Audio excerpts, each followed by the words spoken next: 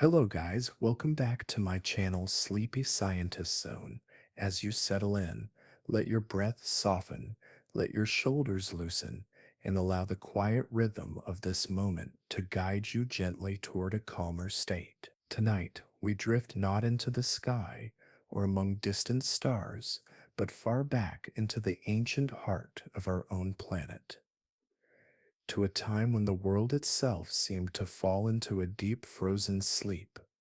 Take a slow breath in, let it flow out like a whisper of winter air. Have you ever wondered what the earth looked like long before humans, long before forests, long before even the creatures of the sea had taken their familiar forms? Imagine a world wrapped in silence. Picture the oceans, not shimmering and blue, but locked beneath great sheets of ice. Envision mountain ranges hidden under frozen blankets, their peaks dimmed beneath an endless pale glow. The earth, the entire world, encased in white, as if our planet had become a lonely snow globe, drifting through space. This is the story of Snowball Earth, a chapter in our planet's history so surreal, so dreamlike, that it feels more like myth than science. Yet it was real. It happened. And tonight we will begin our slow, mindful journey into that frozen past. Take one more deep breath. Feel the coolness of this imagined world settle gently into your thoughts. Close your eyes for a moment if you'd like. Let yourself picture the Earth more than 500 million years ago. The continents were not arranged as they are now. They huddled together in unfamiliar shapes, shifting slowly over the mantle like drifting pieces of a cosmic puzzle. The sun shone, but its warmth seemed muted by the strange chemistry of the atmosphere. Waters cooled, clouds thickened, and then something changed. Something subtle at first, like the first quiet snowflake landing unnoticed on the edge of a quiet field. Scientists believe that a series of delicate events, volcanoes releasing gases, oceans absorbing carbon dioxide, continents reflecting sunlight, nudged the planet toward a tipping point. And once that tipping point was crossed, the cooling fed on itself. More ice meant more light, reflected into space, which meant colder oceans, which meant even more ice. A runaway cycle, a spiral of cooling slowly drew the planet toward a breathtaking stillness. Imagine standing on the edge of an ancient ocean as it begins to solidify. Listen for the soft cracking of ice spreading across its surface, like glass forming under moonlight. Picture the wind carrying tiny glittering crystals of frost that cling to every stone and grain of sand. Feel the air grow sharp, quiet, heavy with the feeling that something immense is unfolding. Take a slow breath in, let it drift out like a winter sigh. This world, this snowball earth, wasn't just a moment or a season or a bad winter. It lasted for millions of years. Entire oceans froze from top to bottom. Glaciers moved across what would one day be tropical coastlines. The planet that had once been alive with chemical reactions and emerging forms retreated into a long, shimmering slumber. And yet, beneath that frozen shell, life persisted. It adapted.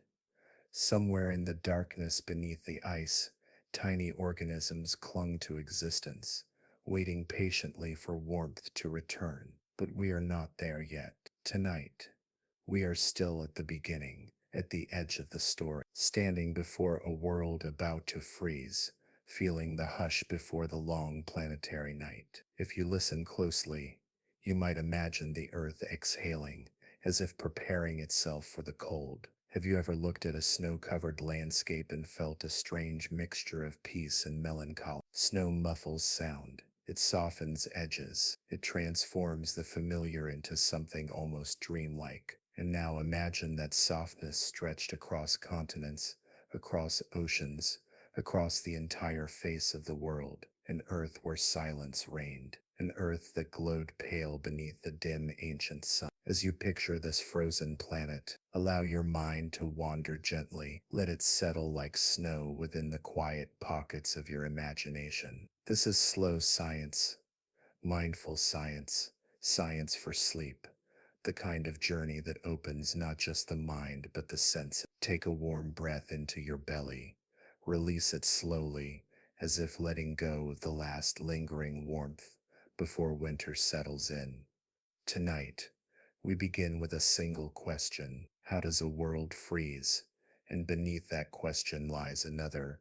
Why did it matter? Because the story of Snowball Earth is not a tale of destruction, but of transformation. It is a story of the planet testing the limits of life, a story of extremes, a story of resilience, and like many great stories, it begins quietly with a whisper of snow. Let your mind drift to the ancient sky. Clouds gather in slow, heavy layers. Sunlight fades, softened by the cooling atmosphere. Day by day, year by year, temperatures drop. Rivers begin to crust with ice, then freeze entirely. The oceans darken, then whiten, then harden into frozen plains that stretch farther than any horizon we know today. The air itself grows thin and crisp, carrying the scent of frost across every landscape. Imagine touching the surface of that frozen ocean, feel its smooth hardness, sense the ancient water locked beneath.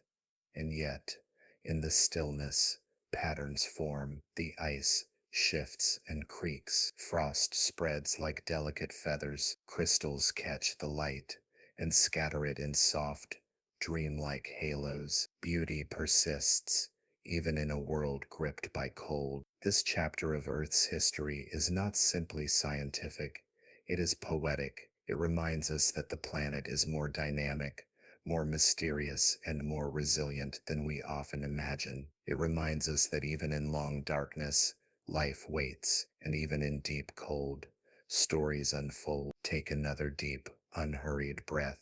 Let it soothe your chest. Let it settle your thoughts.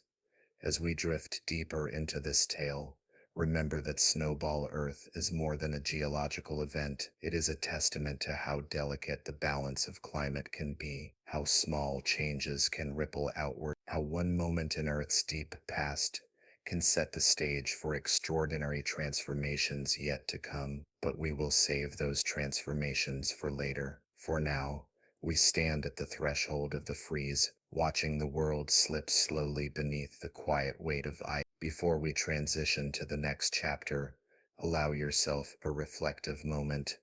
What does a frozen earth feel like in your imagination? What colors fill the sky? What sounds linger in the air? Breathe gently and let your mind hold that image, as soft and serene as snowfall. When you're ready, we will continue. 2. The quiet descent into ice. Take a slow, gentle breath. Let it wash softly through your chest as we drift deeper into the story of Snowball Earth. In the quiet after the first great cooling, there was a moment measured not in human time, but in the slow heartbeat of the planet when the world seemed to hesitate. A pause before a transformation. A breath held in the vastness of Earth's deep past. Picture that moment with me. Imagine standing on an ancient shoreline, not marked on any map. The land under your feet is unfamiliar, shaped by tectonic forces that sculpted continents unlike any we know today. There are no trees, no birds, no flowers, no creatures walking on land. Life exists only in the oceans, tiny, delicate, and hidden. The land itself feels raw, untouched, unclaimed. Now feel the air as it cools around you. Let its chill settle gently across your skin. Notice how the wind begins to shift, carrying with it a new crisp clarity. The sun hangs faintly overhead, its warmth filtered by a changing atmosphere. The sky, once rich with the glow of early Earth's chemistry, now stretches pale and thin, a quiet prelude to the world's descent into ice. As temperatures fall, the ocean's surface begins to mirror the stillness of the air. Tiny crystals of ice form like fragile lace across the water, each one shaped by the delicate dance of molecules slowing, locking, embracing the cold. At first, the ice appears only in patches, thin sheets drifting like frozen petals on the sea, but the cold deepens, and with each passing season, the patches connect. They thicken, they merge into a gleaming mirror that reflects the fading sun. Take a deep breath in, picture that frozen light shimmering over the water. Exhale slowly, letting the image settle into your mind like snow. This moment, this spreading skin of ice, marks the beginning of something extraordinary. Scientists describe it as a feedback loop. Ice reflects sunlight. Sunlight slips back into space. The earth cools further, and more ice forms. A simple cycle, yet powerful enough to transform the entire planet. But here, in this slow, meditative telling, think of it not as a feedback loop, but as winter sighing across the world. A winter that grows and refuses to stop. The continents, arranged in unfamiliar patterns near the equator, play their part too. Rocks exposed to weathering draw carbon dioxide from the atmosphere, a natural cooling mechanism of the Earth. And once enough CO2 is gone, the delicate balance tips. The cooling becomes unstoppable. Picture the land. Mountains, such as they were in this distant age, rise like dark silhouettes against a pale horizon. Their slopes, once washed by rain and early rivers, begin to gather frost. At first only in shaded crevices, then in broad, slow-moving sheets. Glaciers are born, massive, silent, ancient. Take a soft breath and imagine the sound of those glaciers, a deep, slow creaking, a whisper of ice moving over stone, a sound louder than memory. These glaciers spill outward, down slopes, across plains, until they meet the frozen ocean, and once they do, the world's transformation accelerates. The freeze is no longer local, it is global. As more of the planet whitens, Earth becomes brighter, reflecting more of the sun's warmth away.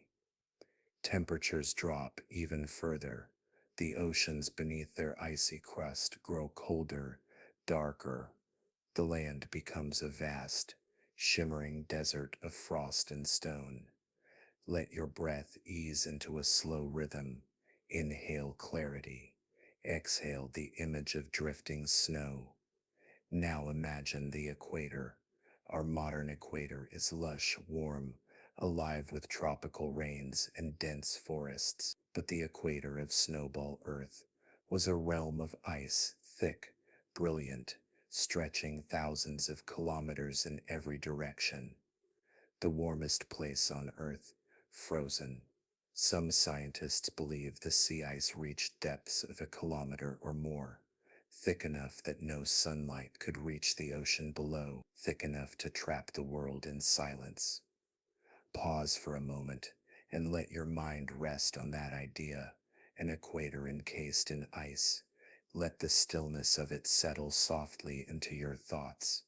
In this frozen world, volcanoes still rumble quietly beneath the surface. Their warmth melts small pockets under the ice. Their gases slip slowly into the atmosphere, and deep at the ocean floor, life clusters around hydrothermal vents, small oases of warmth in an otherwise frigid universe. This is one of the quiet miracles of Snowball Earth. Even in the face of overwhelming cold, life endures. Tiny microorganisms, simple, ancient, resilient, cling to survival in patches of water beneath the ice. in cracks where sunlight faintly filters through, and in pockets warmed by geological heat. They drift, feed, divide, rest. They wait. The planet has slipped into deep sleep, but life has not disappeared. Take a gentle breath. Feel the resilience of life, the softness of persistence, even in darkness. As the freeze continues, winds slow, with less open water, less evaporation occurs. Snowfall grows light and powdery, blanketing the world in a pale dreamscape. Weather patterns shift into a calm, steady rhythm. Storms weaken. The atmosphere itself becomes quieter. Think about that. The hush of a world with no forests to sway in the wind, no animals to call across valleys, no waves crashing against rocky shores, just ice, ice stretching endlessly across the planet's curved surface. Let another slow breath guide you deeper into this serenity. This frozen era, though harsh, is strangely peaceful, a global meditation, a long pause in Earth's restless story. But the silence is not empty. Beneath the ice, chemical reactions quietly continue. Volcanoes build pressure. Life adapts in ways that will one day reshape the world. Earth is preparing for something new, something transformative. Yet for now, in this chapter of the journey, we simply stand within the freeze. We observe as glaciers thicken and merge. We watch as oceans turn to vast plains of ice. We witness the world slipping into a slumber that will last for millions of years. As we near the end of this chapter, allow yourself a moment of reflection. Imagine looking down at Earth from space during Snowball Earth. See the planet glowing white, wrapped in its icy shell, soft, still, silent, a frozen pearl drifting in the dark. What feelings does that image stir in you? Calm, wonder, a gentle curiosity about how a world can survive such extremes. Take one deep, soothing breath in. Let it fill your body with cool clarity. Exhale slowly, releasing tension with the quietness of ancient snowfall. Snowball Earth is both a mystery and a lesson, a reminder of how delicate climate can be, how powerful small changes become when they echo through time, and how even the coldest moments in Earth's history carry the seeds of future warmth. As we glide into Chapter 3, we'll sink beneath the frozen surface and explore the shadowed oceans where life persisted against all odds. But for now, rest in this moment, feel the world wrapped in ice, and let the calm of that distant winter settle softly within you. Whenever you're ready, I can continue with Chapter 3. Beneath the frozen ocean, take a slow breath in.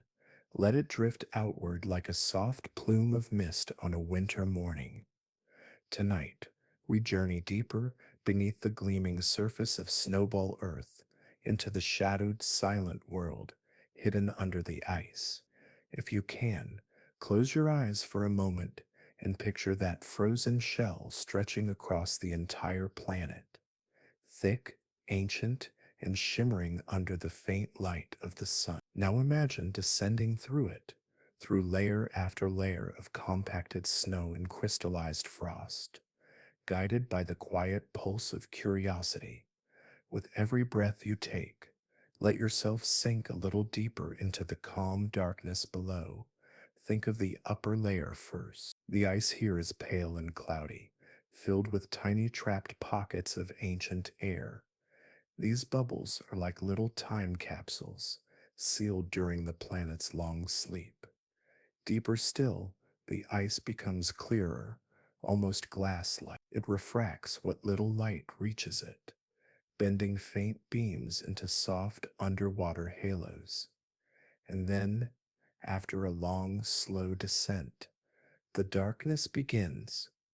Imagine that moment when the light fades, when the last glimmer of the sun disappears above you, when the cold becomes almost complete. Yet, life waits here. Take a gentle breath. Feel the quiet strength in that idea. Life persisting where no warmth touches, where the world is locked in ice. Scientists believe that beneath the thick crust of Snowball Earth's frozen oceans, pockets of liquid water remain. Heat rose from the planet's mantle, seeping through cracks in the sea floor. Hydrothermal vents, towering chimneys of mineral rich water, still bubbled in the blackness, sending up plumes of warmth and nourishment. Around these vents, life gathered. Picture these early organisms, tiny and fragile, simple cells drifting in slow, graceful currents, clusters of microbial mats gathering around the glowing pillars of heat. Life reduced to its essentials, but enduring, adapting, and quietly thriving. Let your breath fall into an easy rhythm. Inhale slowly. Exhale gently, like a ripple passing through still water. The water beneath the ice of Snowball Earth was different from the oceans we know today. It was darker, quieter, more stable in temperature. The ice above acted as a shield, protecting the water from harsh winds, storms, and rapid climate shifts. It was a cold sanctuary, a cradle for survival. Imagine drifting in that ancient sea. The darkness is complete, but not frightening. It is calming, like floating in a deep, warm sleep. Tiny sparks of life glow faintly near the vents, shimmering in colors unseen by human eyes. They sway, divide, drift, and return to the vents again, drawn to the warmth like tiny planets orbiting a hidden sun. Take another soft breath. Let the warmth of that image settle through you. Some scientists believe that even during Snowball Earth, not all sunlight was cut off. Cracks in the ice, thin spots may have allowed faint beams to filter through, enough to support photosynthetic microbes clinging to survival at the edges of possibility. Imagine those organisms, so small you could not see them without a microscope, capturing the weakest flickers of ancient light and transforming them into life's energy. They were stars in miniature, tiny suns beneath the ice. Pause for a moment. Let that image shine quietly in your mind. Life making use of whatever it can find. Life choosing persistence over surrender. This hidden world beneath the ice was not static. Currents moved slowly, carrying nutrients from one pocket of water to another. Volcanoes rumbled under the ocean floor, releasing minerals and heat. Chemical reactions shaped by darkness and pressure created pathways for survival. Life responded. Life evolved. Life prepared, unknowingly, for the world that would one day awaken. Take a slow breath in. Feel the patient resilience of this ancient ocean. Exhale softly, letting go of any tension that lingers in your body. Now imagine what it might have felt like for the earth itself, encased in ice but still alive inside. The planet's interior continued to generate heat. Tectonic plates continued to drift. Volcanoes continued to erupt. Deep processes continued, undisturbed by the quiet on the surface. The planet was sleeping. Yes, but not dead. Picture the underside of the ice, smooth in some places, jagged in others, a ceiling of frozen crystal that glistened faintly, where light could reach, drops of meltwater forming beads that clung to the ice before falling gently into the sea below, like ancient dew. Listen in your mind to the echoing creaks of the ice shifting overhead, slow, tectonic groans, deep resonant cracks, the sound of a planet adjusting to a long winter. These sounds were not frightening. They were part of the Earth's slow rhythm, its quiet heartbeat beneath the ice. Take another breath, as calm as the deep ocean. Let it flow through you gently. For life beneath the ice, conditions were stable, strangely stable. There were no dramatic temperature shifts, no predators in the modern sense, just slow, steady existence. This stability may have allowed early organisms to experiment with new forms, new structures, new ways of being alive. The long freeze could have acted as a crucible, a patient sculptor shaping the earliest branches of the evolutionary tree. Some scientists believe that Snowball Earth may have set the stage for the rise of complex life, that the pressure to survive in such an extreme environment sparked innovations that would one day lead to multicellular organisms. Imagine that this cold, silent ocean nurturing the distant ancestors of all future life, including us. Let your breath deepen for a moment. Feel gratitude for the resilience of life, for the quiet persistence that made our world possible. Now drift a little farther across this ancient sea. Picture the chemical gradients near the hydrothermal vents. Hot water infused with minerals rising into the cold darkness, microbes clustering in layered communities, each layer using what the layer beneath produced.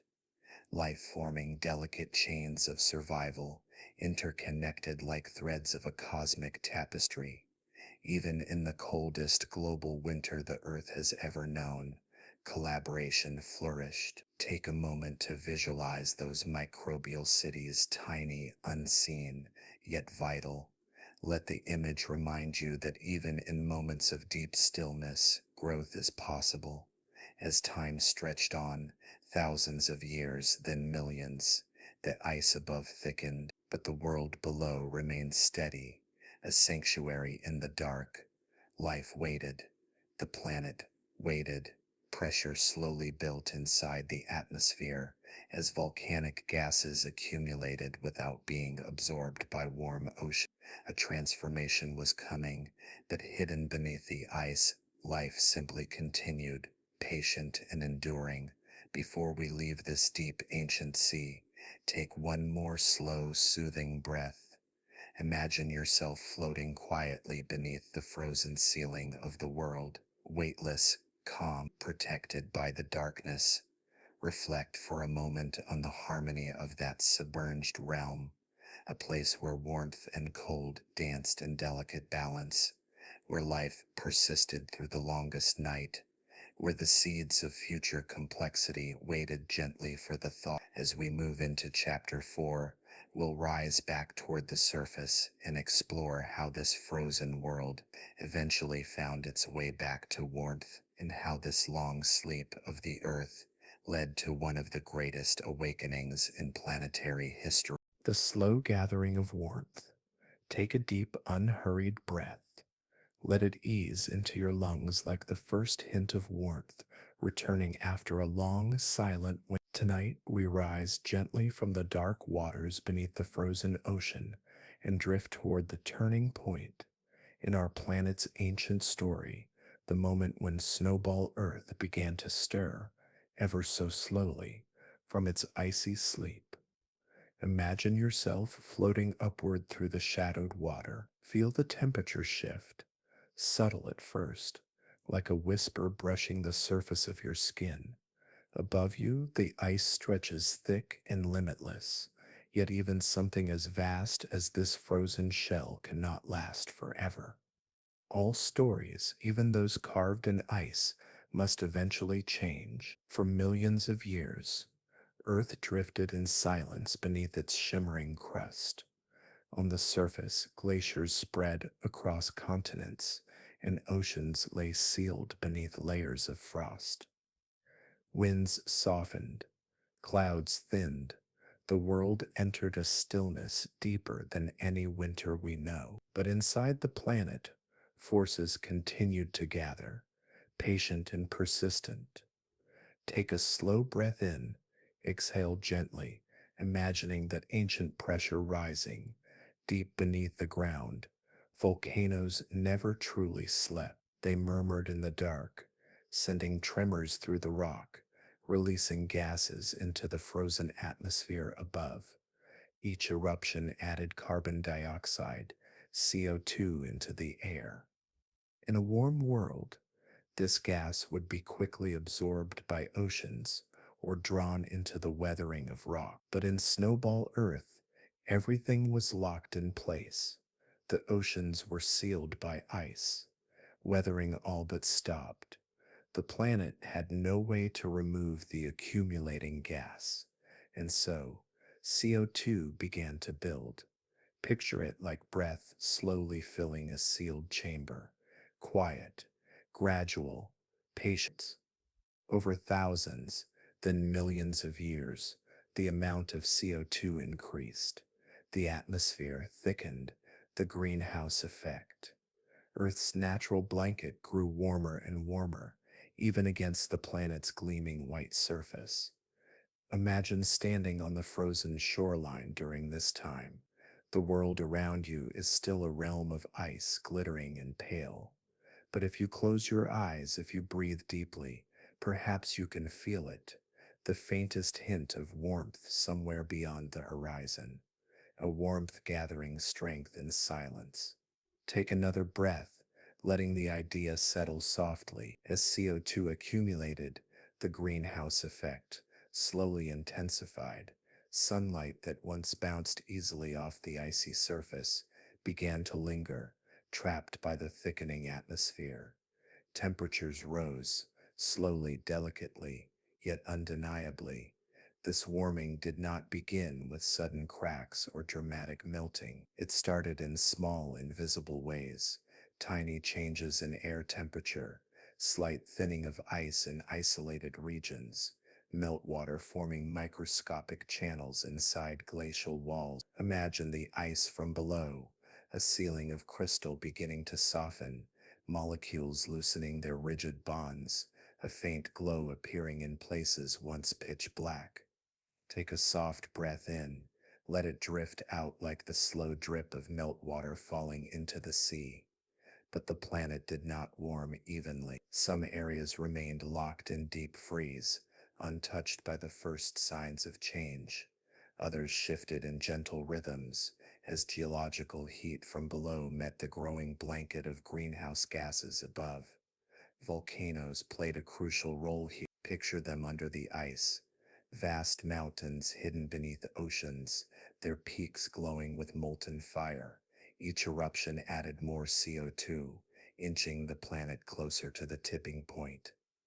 Plumes of warmth brushed the underside of the ice, creating small temporary lakes of liquid water. These pockets of warmth did not break the freeze, but they reminded the world that heat still lived in its core.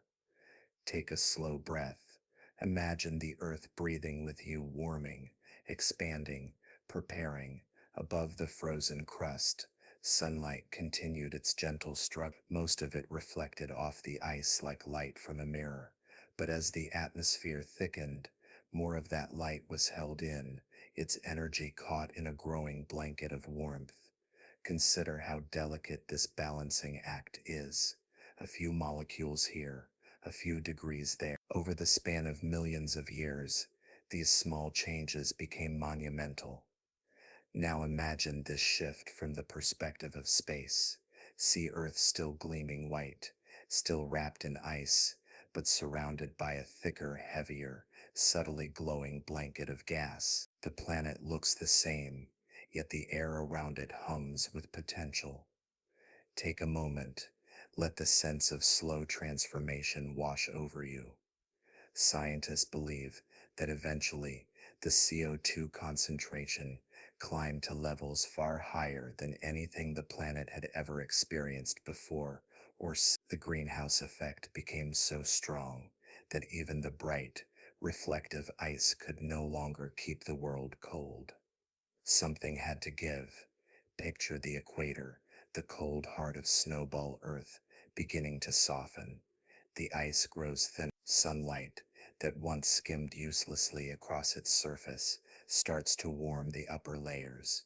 Tiny cracks form, Meltwater trickles, first as droplets, then as rivulets. Then imagine the sound, not loud, not chaotic, but deep and echoing, a long ancient sigh, as the first cracks in millions of years begin to spread across the frozen surface. Take a slow breath in. Feel the tension of that moment. Exhale, letting it dissolve into calm. This was the turning point. Once cracks formed, darker water was exposed beneath the ice. Dark surfaces absorb sunlight. Absorbed sunlight brings warmth. Warmth melts more ice. More open water appears. More sunlight enters the ocean. The cycle accelerates. Where the freeze had once been unstoppable, the melt became inevitable. Imagine that process, gently, like the first day of spring after a long winter. Ice glistens under a strengthening sun. Puddles form. Thin sheets of frost dissolve into shimmering droplets. And then, lole, the ice begins to retreat. Not everywhere at once, not in great dramatic sweeps, but in small, gradual steps, the same pace with which a glacier breathes, or a mountain shifts, or a desert wind polishes stone. Take another soft breath. Let the image of retreating ice flow peacefully through your mind. As the ice melted, carbon dioxide trapped in the atmosphere continued to warm the planet. The oceans became exposed once more. Waves broke against rocks that had not seen liquid water in millions of years. The air, thick with CO2, began to interact with minerals again. Weather returned. Clouds formed. Rain fell, acidic, yes, but transformative. Imagine that first rainfall. The hiss of droplets striking ice, the soft pattering on thawing stone, the sky darkening with clouds that had long been absent, a gentle shower awakening a frozen world. Let your breath follow the rhythm of that rain, slow, steady, calming. Once the melt had begun, the transition accelerated quickly in geological time. The earth warmed, glaciers retreated, liquid oceans spread outward. Life beneath the ice was suddenly given room to flourish, adapt, and diversify. The stage was being set for one of the most profound transformations in Earth's history, an explosion of life, color, complexity, and movement after eons of stillness. But we are not there yet. In this chapter, we stand in the soft glow of the turning point, the moment when warmth regained its place in the world, when the long night of Snowball Earth began to recede, when the planet exhaled and welcomed change. Before we move forward, take one final peaceful breath. Inhale the promise of warmth, exhale the remnants of the cold. Feel the quiet beauty of a world waking slowly from its frozen dream. In Chapter 5, we'll witness the great thaw, the rapid, breathtaking melt that reshaped oceans, atmospheres, and even the foundations of life itself. 5. The Great Thaw. Take a long, slow breath in.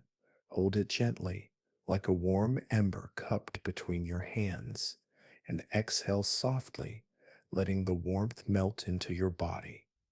Tonight, we stand at the edge of one of the most dramatic transitions in Earth's ancient story. The freeze has lasted for millions of years. The world has dozed beneath its shimmering shell of ice, resting in a cold cradle of silence. But now, the planet stirs. A shift begins. What follows is one of the greatest thaws ever to unfold on Earth. Swift, powerful, transformative. Let your breath slow into a calm rhythm. Inhale the coolness of ancient ice. Exhale the first hint of returning heat. Picture the world at the beginning of this thaw, a frozen sphere drifting through space, glowing white beneath the distant sun. The ice is thick, hundreds of meters in some places, perhaps more than a kilometer in others. Glaciers blanket continents. Oceans lie sealed beneath crystal ceilings. The air is heavy with carbon dioxide, thick with the greenhouse gases that have been building quietly, patiently, and then warmth gathers, not in sudden bursts, but in deep, steady waves. The greenhouse effect has grown too strong for the ice to endure. Imagine the first cracks forming at the equator, thin lines etched across a surface that has been silent for centuries. Cracks that widen, deepen, fracture. Water, dark and ancient, begins to show through, small openings at first, then widening pools. Take a slow breath. Feel the tension released in that moment. As dark ocean water becomes exposed, sunlight pours into it, absorbed rather than reflected. This absorption increases warmth. Warmth melts more ice. More water appears. More sunlight enters. The melt accelerates. It becomes a runaway thaw just as unstoppable as the freeze that came before.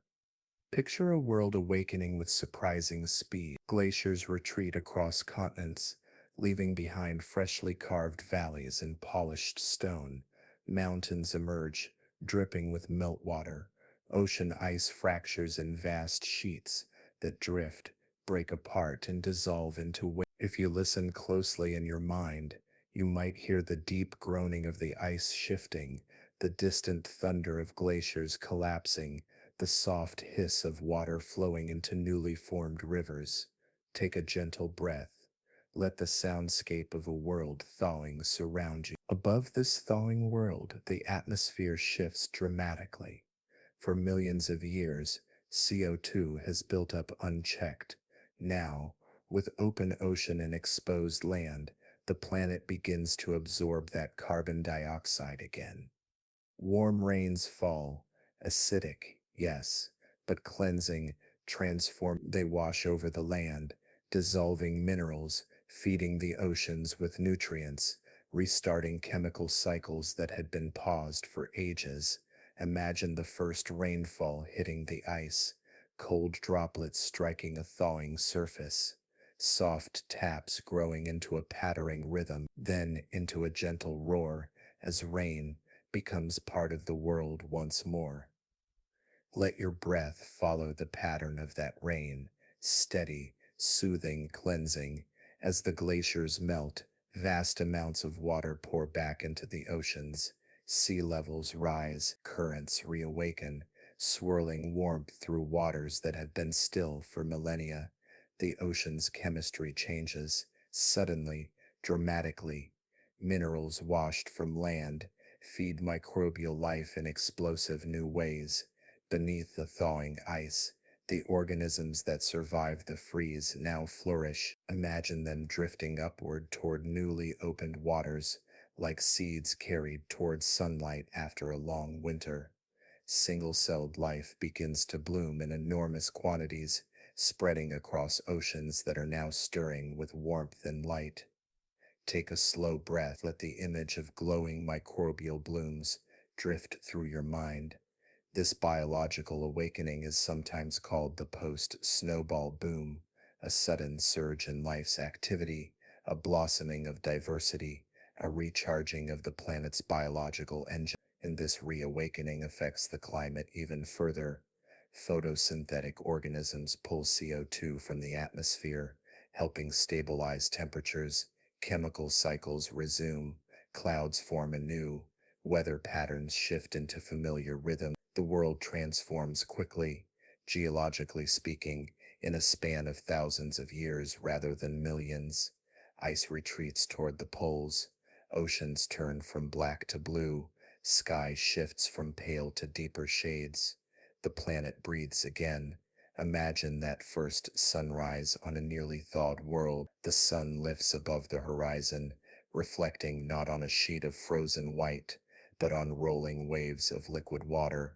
Its light scatters across vast oceans, across newly exposed lands, across glistening meltwater rivers. Everything sparkles, everything reflects, everything feels newly born. Take a gentle breath. Inhale this feeling of renewal. Exhale the old coldness, the lingering frost. The long sleep. Some scientists believe this thaw was so intense that it triggered global floods, catastrophic rivers of meltwater carving through rock, reshaping terrain, leaving dramatic geological signatures we can still see today. Calcium carbonate sediments formed rapidly in warming oceans, creating thick layers of rock known as cap carbonates, markers of a world warming so fast it left geological fingerprints. Picture those layers forming, minerals settling into soft underwater blankets, stone growing in shimmering bands, a record of warmth etched atop a record of cold. The earth is writing its story again. Now imagine life rising on this new stage. Microorganisms once trapped beneath the ice now ride currents across open seas. Sunlight fuels them, nutrients feed them, populations expand. This nutrient-rich, oxygen-shifting ocean becomes a cradle, a place where life gains strength, complexity, possibility. The world that emerges after Snowball Earth is not just warmer, it is more dynamic, more vibrant, more prepared for evolutionary leaps. Take another slow breath. Feel the potential of this newly awakened planet. Landscapes change too, where glaciers once stood, plains open, where mountains were buried, peaks glitter in open air, rivers cut through valleys, carrying meltwater toward the sea. Volcanoes stand tall above the thawing world, their plumes rising into skies no longer muted by cold. Everything is moving, everything is shifting, everything is alive with the momentum of change. Pause for a moment. Let the sensation of movement wash over you. This thaw is not only physical, it is symbolic. A frozen world awakening mirrors every moment in our own lives when warmth returns after long cold seasons, when possibility reemerges after being hidden, when change sweeps through with quiet, unstoppable grace. Reflect for a moment. What does it feel like to thaw, to soften, to open, to step into light after a long period of stillness? Take one last deep breath. Inhale warmth, exhale transformation. The great thaw of Snowball Earth marks the beginning of a new chapter, not just for climate, but for life itself. In the chapters ahead, we will explore how this warming reshaped oceans fueled evolution and set the stage for the rise of complex life, including the ancestors that would one day lead to us. 6 oceans of possibility. Settle in, let your breath drift into a smooth, easy rhythm, a slow tide rising and falling within you. Tonight, we journey into the oceans of a newly awakened world, waters that have just shrugged off the weight of millions of years of ice. What lies ahead is a chapter of possibility, expansion, and quiet revolution. After the Great Thaw, Earth's oceans became more than places of water, they became engines of transformation. Take a long inhale. Imagine the scent of clean, cold seawater. Exhale slowly. Let the waves quiet your mind. The oceans reborn. Picture the freshly thawed earth from above. The last fragments of global ice drift like shattered mirrors across dark open waters. Sunlight scatters across the waves in shimmering patches. The oceans once sealed beneath the hard lid of ice now breathe freely again. Warm currents begin to stir. Rain falls for the first time in ages. Wind sweeps across open seas, pushing waves into motion. These oceans are not the oceans we know today. They are incredibly rich with dissolved minerals, iron, phosphates, and nutrients that were trapped beneath the ice for eons. All at once, they are released into circulation. Take a soft breath. Imagine a world where the seas glow with potential. This nutrient surge transforms the planet into an enormous biological canvas. Everything is ready for life to bloom.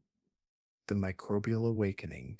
Beneath the surface, tiny pioneers drift upward, microbes that survive the darkness of Snowball Earth. Feel their quiet resilience. They rise toward the sunlight. They spread across the oceans, and when sunlight touches them, something extraordinary happens. They bloom.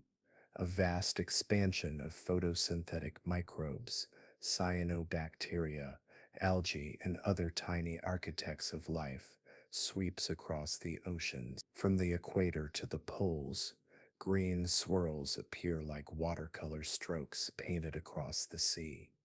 This isn't just growth, it's a biological renaissance. Each breath of these microorganisms produces oxygen, not just a little, a lot.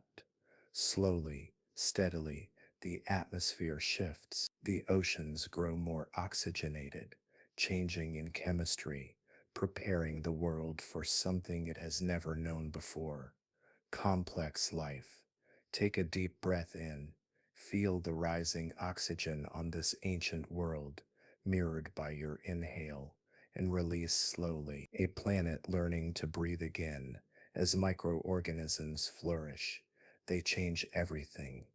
Their photosynthesis helps draw down excess carbon dioxide, stabilizing the climate after the chaotic thaw. Clouds form, rain patterns settle, ocean currents deepen. Imagine watching the water from within, sunbeams piercing through the surface, illuminating a world of drifting life, each speck glowing with the quiet power to shape a planet. For millions of years, Earth had been locked in cold silence. Now it hums with energy again. The great oxygen pulse. Scientists believe that after Snowball Earth, oxygen levels surged, not gradually, but in powerful pulses. With nutrients suddenly abundant, photosynthetic life exploded, and with each bloom, oxygen flooded into the air and sea. This oxygen pulse set off a chain reaction. New metabolic pathways opened, energy became more abundant. Life could grow larger, cells could become more complex, and slowly, the building blocks of animals, true animals, came into focus. This wasn't the rise of dinosaurs or mammals or humans. This was the quiet beginning of the first tiny, soft-bodied creatures, organisms that would eventually lead to the explosion of life in the Ediacaran and Cambrian. Take a slow, mindful breath.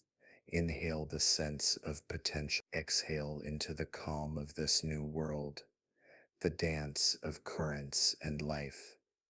The oceans after Snowball Earth were not calm. They churned with powerful currents, redistributing heat and nutrients around the globe. These currents became the highways of early evolution. Imagine drifting with them, carried north, then south, through newly open waters, past continents emerging from the thaw. Life travels on these currents. It spreads, it evolves, it learns to adapt to the world's new warmth and new complexity. Every current is a thread, every microbe is a spark, every step forward is another note in Earth's growing symphony of life. Breathe slowly, feel the rhythmic movement of these ancient waters. The first steps toward complexity. As oxygen rises and oceans stabilize, cells begin to experiment in ways they never could before. They join together, they specialize, they communicate, they form colonies that hint at future organs and tissues. These simple beginnings mark the doorway to multicellular life, a doorway that will soon open fully, but not yet. For now, the world is preparing, shifting, gathering momentum. The oceans, once frozen and silent, are now humming with creativity, a biological workshop where evolution sharpens its tools. A pause before the leap. Before we move into the next great chapter, the rise of the first complex creatures. Let yourself rest with this image, a calm, freshly thawed ocean beneath a blue sky, sunlight shimmering on gentle waves, air rich with energy, water rich with life, a planet on the edge of transformation. Take one last slow inhale and exhale softly. Chapter 7 will explore the first multicellular life forms, how they emerged, how they shaped ecosystems, and how they paved the way for the earliest animals. Whenever you're ready, I can continue. 7. The first multicellular dreams. Settle your breath into an easy rhythm, a gentle rise, a gentle fall, like quiet waves brushing the shore of a world just beginning to breathe again. Tonight, we step into one of the softest, most wondrous moments in Earth's history, the moment when life decided that being single celled was no longer enough, when tiny organisms reached for something more: connection, cooperation, and complexity. This is the chapter where individuality gives way to unity, where single cells dream of becoming something greater, where the oceans shimmer not just with life, but with new possibilities of life. Let your shoulders drop. Let your mind open. Allow yourself to drift into the slow dawn of complexity, whispers of a new beginning. Imagine the Earth around 63.5 million years ago. The glaciers of Snowball Earth have retreated. The oceans glow with nutrients. Sunlight sparkles across warm, open water. Life has survived the impossible, and now, for the first time in hundreds of millions of years, it has room to flourish. Under these gentle waves, single cells float freely, simple ancient beings that have existed for billions of years. They have endured crises, adapted to extremes, and mastered survival. But now the world has changed, and with it, life begins to change too. Take a slow breath. Imagine these tiny cells drifting, sensing one another, feeling the new abundance of oxygen and warmth around them. Some begin to move closer. Some begin to stick together. Some realize that being side by side might help them survive even better. This is where the quiet revolution begins. The first cooperation. In the warmth of the post-snowball seas, single cells begin forming simple colonies, clusters of identical organisms living as one. At first, these clusters are loose, casual, unstructured, but with time, they grow more coordinated. A cell on the outside might sense danger more easily. One on the inside might store nutrients. Another might absorb sunlight. Together, they act like the earliest, whisper soft hint of a body. This is the birth of multicellular, not in a sudden leap, but in a slow, dreamy drift toward cooperation. Picture a cluster of cells gently rotating in the water, a living sphere, glowing faintly with pigments, each cell communicating with its neighbors through delicate chemical signals. Feel that sense of unity. Feel the quiet intelligence emerging in these ancient waters. Why becoming multicellular mattered. Life had been single-celled for billions of years. Becoming multicellular wasn't obvious or easy. It required a spark, something to push life beyond its old limits. Oxygen was that spark. After the Great Thaw, oxygen levels surged. This new oxygen supplied more energy, energy for growth, for communication, for new functions, for new forms. Single cells discovered that by joining together they share energy, specialize, and move more efficiently, protect each other, build structures larger than any one cell could be. Take a deep inhale and imagine life's first moment of teamwork. Cells acting not just as individuals, but as a single unified being. That idea alone, whispered softly in the ancient ocean, would become the foundation for every complex creature that ever lived, including you. The rise of the earliest multicellular organisms. These early multicellular organisms were not animals, not yet. They were soft, simple bodies, likely tiny and delicate, their forms lost to time. But even without fossils, we can imagine them. Picture small, floating spheres of cells, each layer doing something different. Some might gather sunlight, some might absorb nutrients, some might coordinate movement. Others may have formed filaments, long strands drifting like silk threads beneath the water's surface. Some created flat sheets, gentle cellular quilts that fluttered in the currents. These early bodies were experiments, life trying out new design, life exploring creativity. Let your breath move slowly. Imagine drifting beside one of these quiet ancient beings, watching it pulse faintly with the rhythm of early evolution. The power of specialization. As multicellular organisms grew, something miraculous began to happen. Cells started specializing. One cell might become better at capturing light, another might become stronger, more structural, another more sensitive to chemicals or movement. This division of labor was one of the most important steps life ever took, because with specialization came efficiency, and with efficiency came complexity, and with complexity came the earliest blueprints for tissues and eventually organs.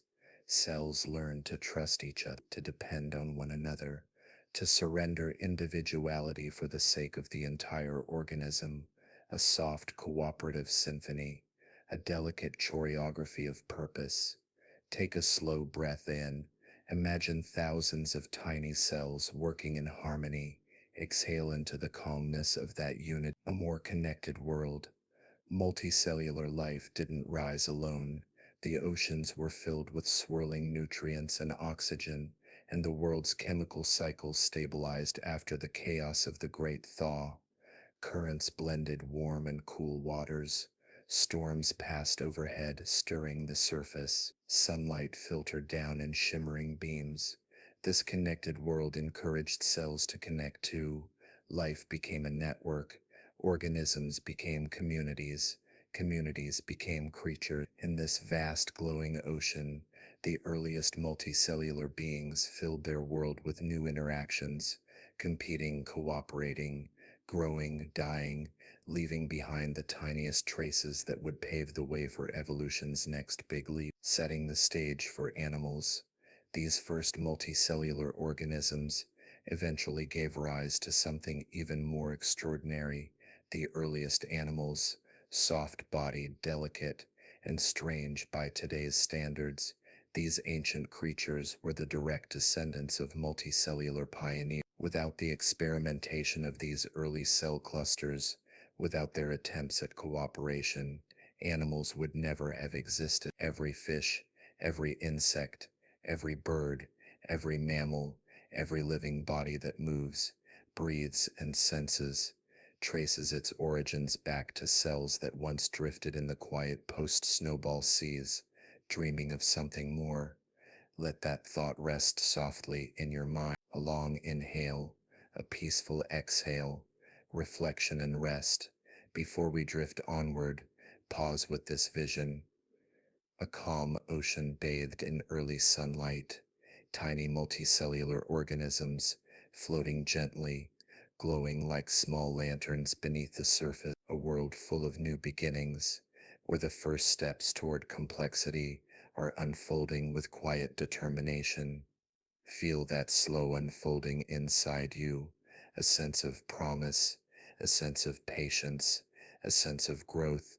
Take one more slow breath and release into stillness. When you're ready, I can continue with Chapter 8, where these early multicellular organisms begin to evolve into the first true animals, shaping ecosystems, behaviors, and the future of life on Earth. 8. The dawn of the first animals. Let your breath soften. Allow the rise and fall of your chest to become slow, gentle, and effortless. Tonight, we drift deeper into Earth's ancient oceans, into a time when life was about to take one of the most extraordinary steps it would ever take. This is the dawn of the first animals, not mighty dinosaurs, not roaring beasts or swift hunters, but soft, quiet beings, creatures that glided, pulsed, filtered, and flowed.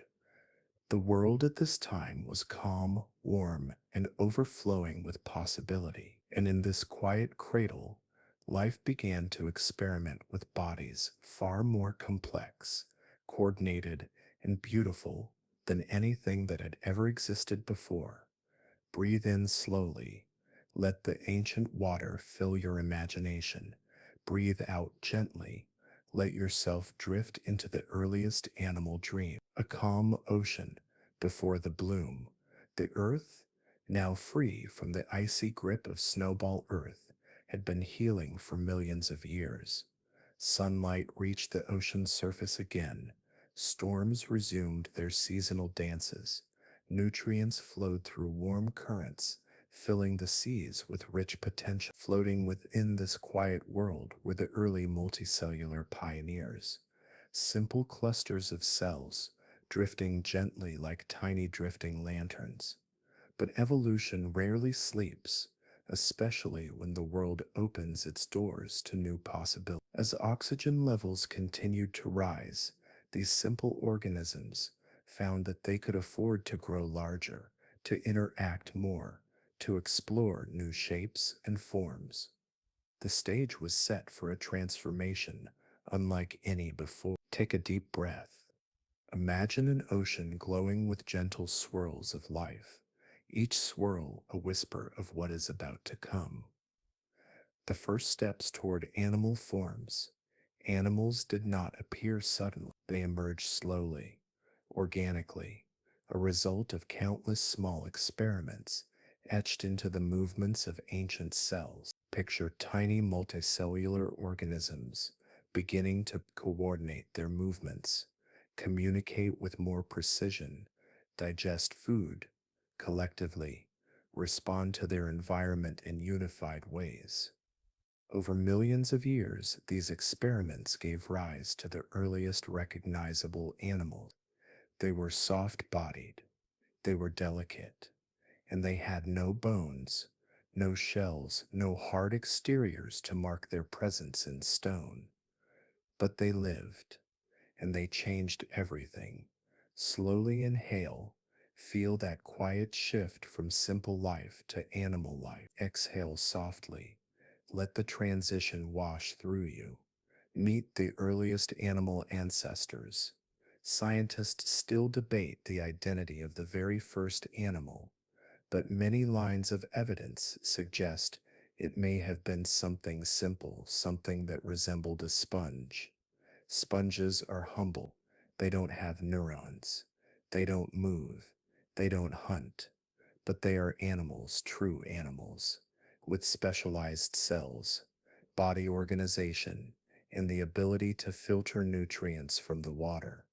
Imagine one of these early sponge-like creatures, a soft, porous dome anchored to a rock, water flowing gently through its body, cells working in harmony to feed, breathe, and grow. This quiet meditative existence may have been the first spark of the animal kingdom. Take another slow inhale. Imagine water passing through a living body for the first time. Exhale. Let the rhythm settle inside you. The rise of the Ediacaran creatures. As time drifted on, new forms emerged. Strange, alien, elegant creatures that populated the world during what scientists call the Ediacaran period. Picture an underwater meadow glowing in dim light, soft-bodied organisms resting on the seafloor, their shapes unlike anything alive today. Some resembled quilted leaves, gently rippling with the movement of currents. Some appeared as radial discs, sun-like patterns pressed into the sand, others stretched like feathered plumes, filtering nutrients from passing water. These weren't animals with muscles or eyes or teeth. They were dreamlike entities, peaceful experiments in early complexity. Imagine walking across this ancient seafloor, soft bodies drifting, patterns shimmering, life moving with the calm rhythm of water. Let your breath mirror that slow movement. Why these early animals thrived. The rise of these early animals wasn't accidental. They thrived because the world allowed them to flourish. Several forces worked together. Oxygen surged, providing the energy needed for complex bodies. Nutrients circulated, allowing ecosystems to support larger organisms. Stable oceans formed, ending the extreme climate swings of Snowball Earth. Predators did not yet exist, giving early animals a peaceful world to experiment within.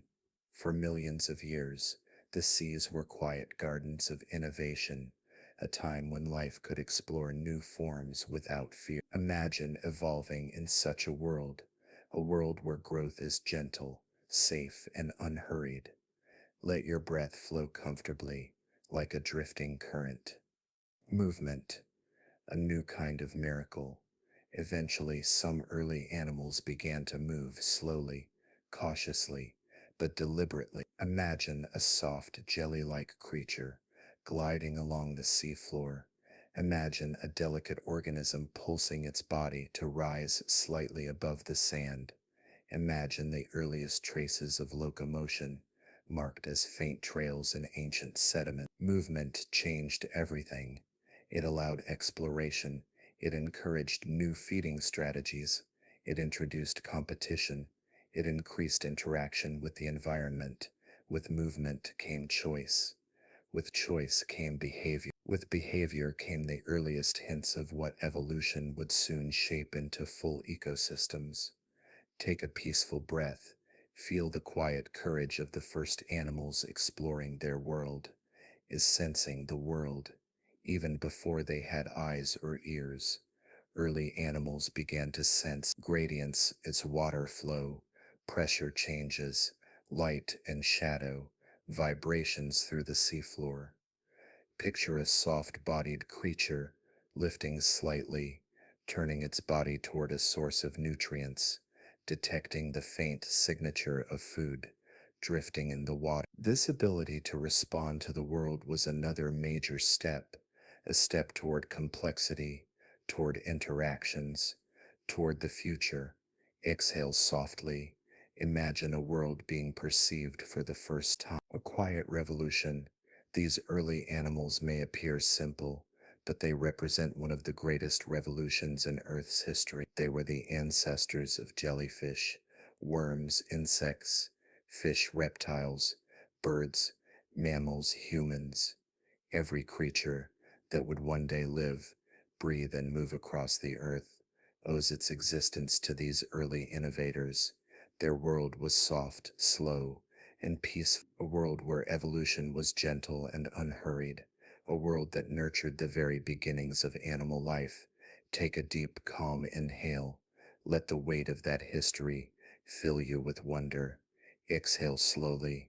Feel yourself resting in the flow of time. Reflection. Before we drift on, before we continue into the later chapters, where animals become more active, diverse, and dynamic, pause with this image. A quiet Ediacaran sea, soft-bodied creatures, drifting or resting, sunlight filtering through shallow water in golden sheets. No predators, no fear. Only growth, experimentation, and peaceful evolution. Let your mind drift through that gentle underwater world.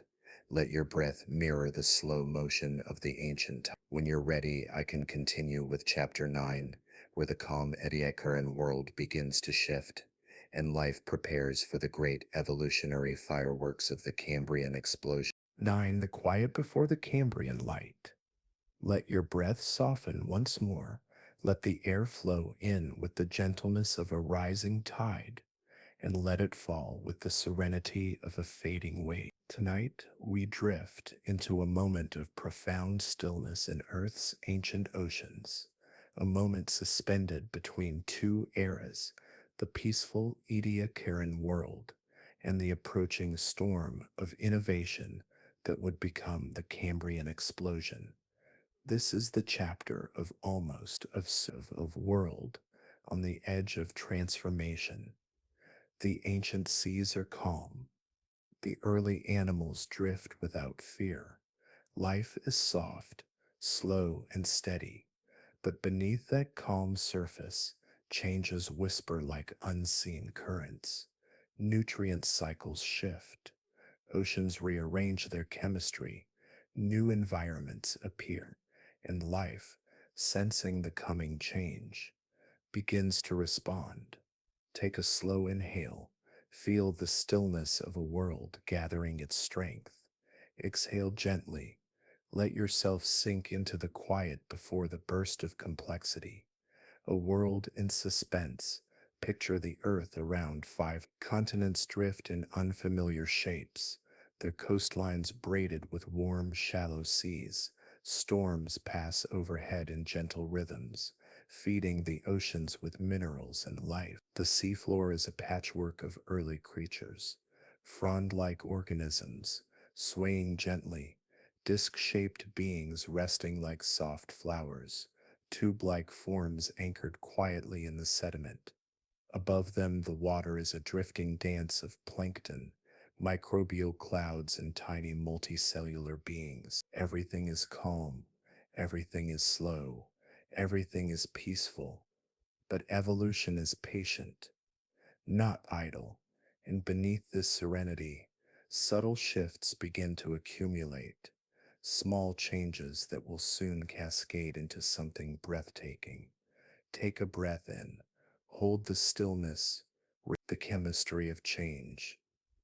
After Snowball Earth, oxygen levels rose dramatically, fueling the rise of early animals. But now, in the late Ediacaran, something even more important begins to happen. Ocean chemistry stabilizes. Nutrients begin circulating in more complex patterns. Continents erode, feeding the seas with minerals that stir biological processes. The deep oceans become more oxygen rich. New gradients of temperature and chemistry form underwater layers. These layers create new habitats, new opportunities. Life responds to these gradients, exploring them, adapting to them, becoming more specialized. Imagine drifting through these ancient waters, passing from warm, well-lit shallows into cooler, darker depths, each layer with its own community of organisms. Life responds and falls just as the oceans shift, layer by layer in slow motion. The soft-bodied garden, the Ediacaran organisms, those soft-bodied garden, the Ediacaran organisms, those soft quilted alien-looking beings, still dominate much of the seafloor. They are peaceful creatures, absorbing nutrients from the water, relying on stability rather than competition. Imagine lying among them on the ancient seabed. Fronds shaped like feathers rise gently and fall with the passing current. Disc-shaped beings leave radiating patterns as they grow. Long, segmented forms trail across the sand, leaving faint lines behind. This ecosystem is quiet. It is meditative. It is serene. But life cannot remain soft and peaceful forever. The world is changed, and the Ediacaran organisms, so gentle, so passive, are about to face challenges they could never have imagined. Take a long, deep inhale. Feel the stillness. Exhale slowly. Feel the coming shift. A growing restlessness. Life begins to experiment once more. Some organisms develop new ways to move, not just drifting, but gliding on muscles or contracting soft tissues. Some begin burrowing, digging into the sediment for nutrients or safety. Others begin grazing, scraping microbial mats from the seafloor. These new behaviors add motion to the ancient oceans. Trails crisscross the sand. Burrows puncture the surface like tiny scars. Tunnels twist beneath the sediment. Behavior is changing. Energy use is changing. The environment itself is changing. Picture this shift like a distant tremor, gentle, almost unnoticed, but growing steadily. Breathing in, breathing out. Feel the tremble of possibility. The first hints of predation. For millions of years, life existed without fear. But now, for the first time in Earth's history, the earliest whispers of predation appear. Tiny organisms begin developing feeding structures capable of scraping, nibbling, or capturing other organisms. Some evolve simple nerves to detect movement or chemical signals. Others gain mobility, able to glide or pulse toward food sources. Predation begins slowly, softly, but profoundly. It forces life to respond. Some organisms become thicker or tougher. Others bury themselves deeper in the seafloor. Some begin to move faster. Some develop early forms of defense. This push and pull, this dance between predator and prey, fuels evolution like never before. Take a calm inhale. Imagine the moment when life began to notice life. Release the breath. Feel the quiet tension rise. Evolution's slow wind up. All of these changes, chemical, biological, ecological, create a world overflowing with potential energy, like a bowstring being pulled back slowly, quietly, intensely. Life is ready. The oceans are ready. The world is ready. Cells become more specialized. Bodies become more organized. Nervous systems begin to form. Muscles strengthen. Interactions become more meaningful. This is evolution gathering momentum, the slow wind up before the great release. Take a deep breath, feel that gathering tension, and exhale. Let it settle. Earth prepares for an explosion. The calm Ediacaran seas are now filled with the quiet potential for innovation. Every organism, every frond, every disc, every tube is part of an ecosystem that is about to transform completely. Soon, creatures will gain eyes, creatures will grow shells, creatures will learn to hunt, creatures will learn to hide, creatures will spread into every corner of the ocean. But not yet. This chapter is the pause, the gentle inhale before evolution exhales with full force. For now, the world sleeps in soft-bodied beauty, a dream before awakening. Let your breath settle into a slow rhythm, as if you too are part of this ancient pause in time. Reflection in the stillness. Before we drift onward into the Cambrian explosion, before the seas burst into color and motion and innovation, pause with this vision, a quiet ocean floor covered with delicate, alien creatures, soft bodies glowing faintly beneath filtered sunlight, currents passing over them in slow, comforting waves, a world at peace, yet poised on the edge of transformation. Take a long, peaceful inhale and a slow, gentle exhale. When you're ready, I can continue with Chapter 10, where the world awakens into the brightest evolutionary surge in Earth's history, the Cambrian explosion. 10. The silent conversations of rocks.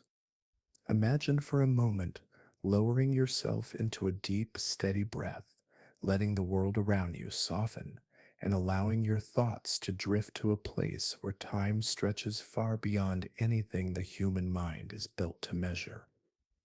In this quiet, unhurried space, picture a lonely fragment of ancient rock resting in the palm of your hand. Its surface is rough, worn, and unassuming, yet it carries a memory older than any creature, older than any star visible in the night sky today. It carries the whisper of Snowball Earth. Rocks do not speak in words, but they speak.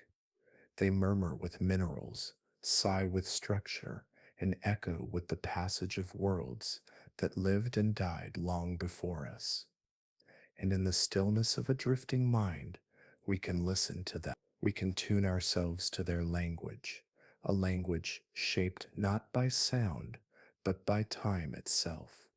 Take a gentle breath in and let it go, and feel for just a moment how the weight of that ancient stone somehow feels warm with life, even though it formed in an age of unimaginable cold, deep within the earth's crust, far below the continents frozen under thick sheets of ice.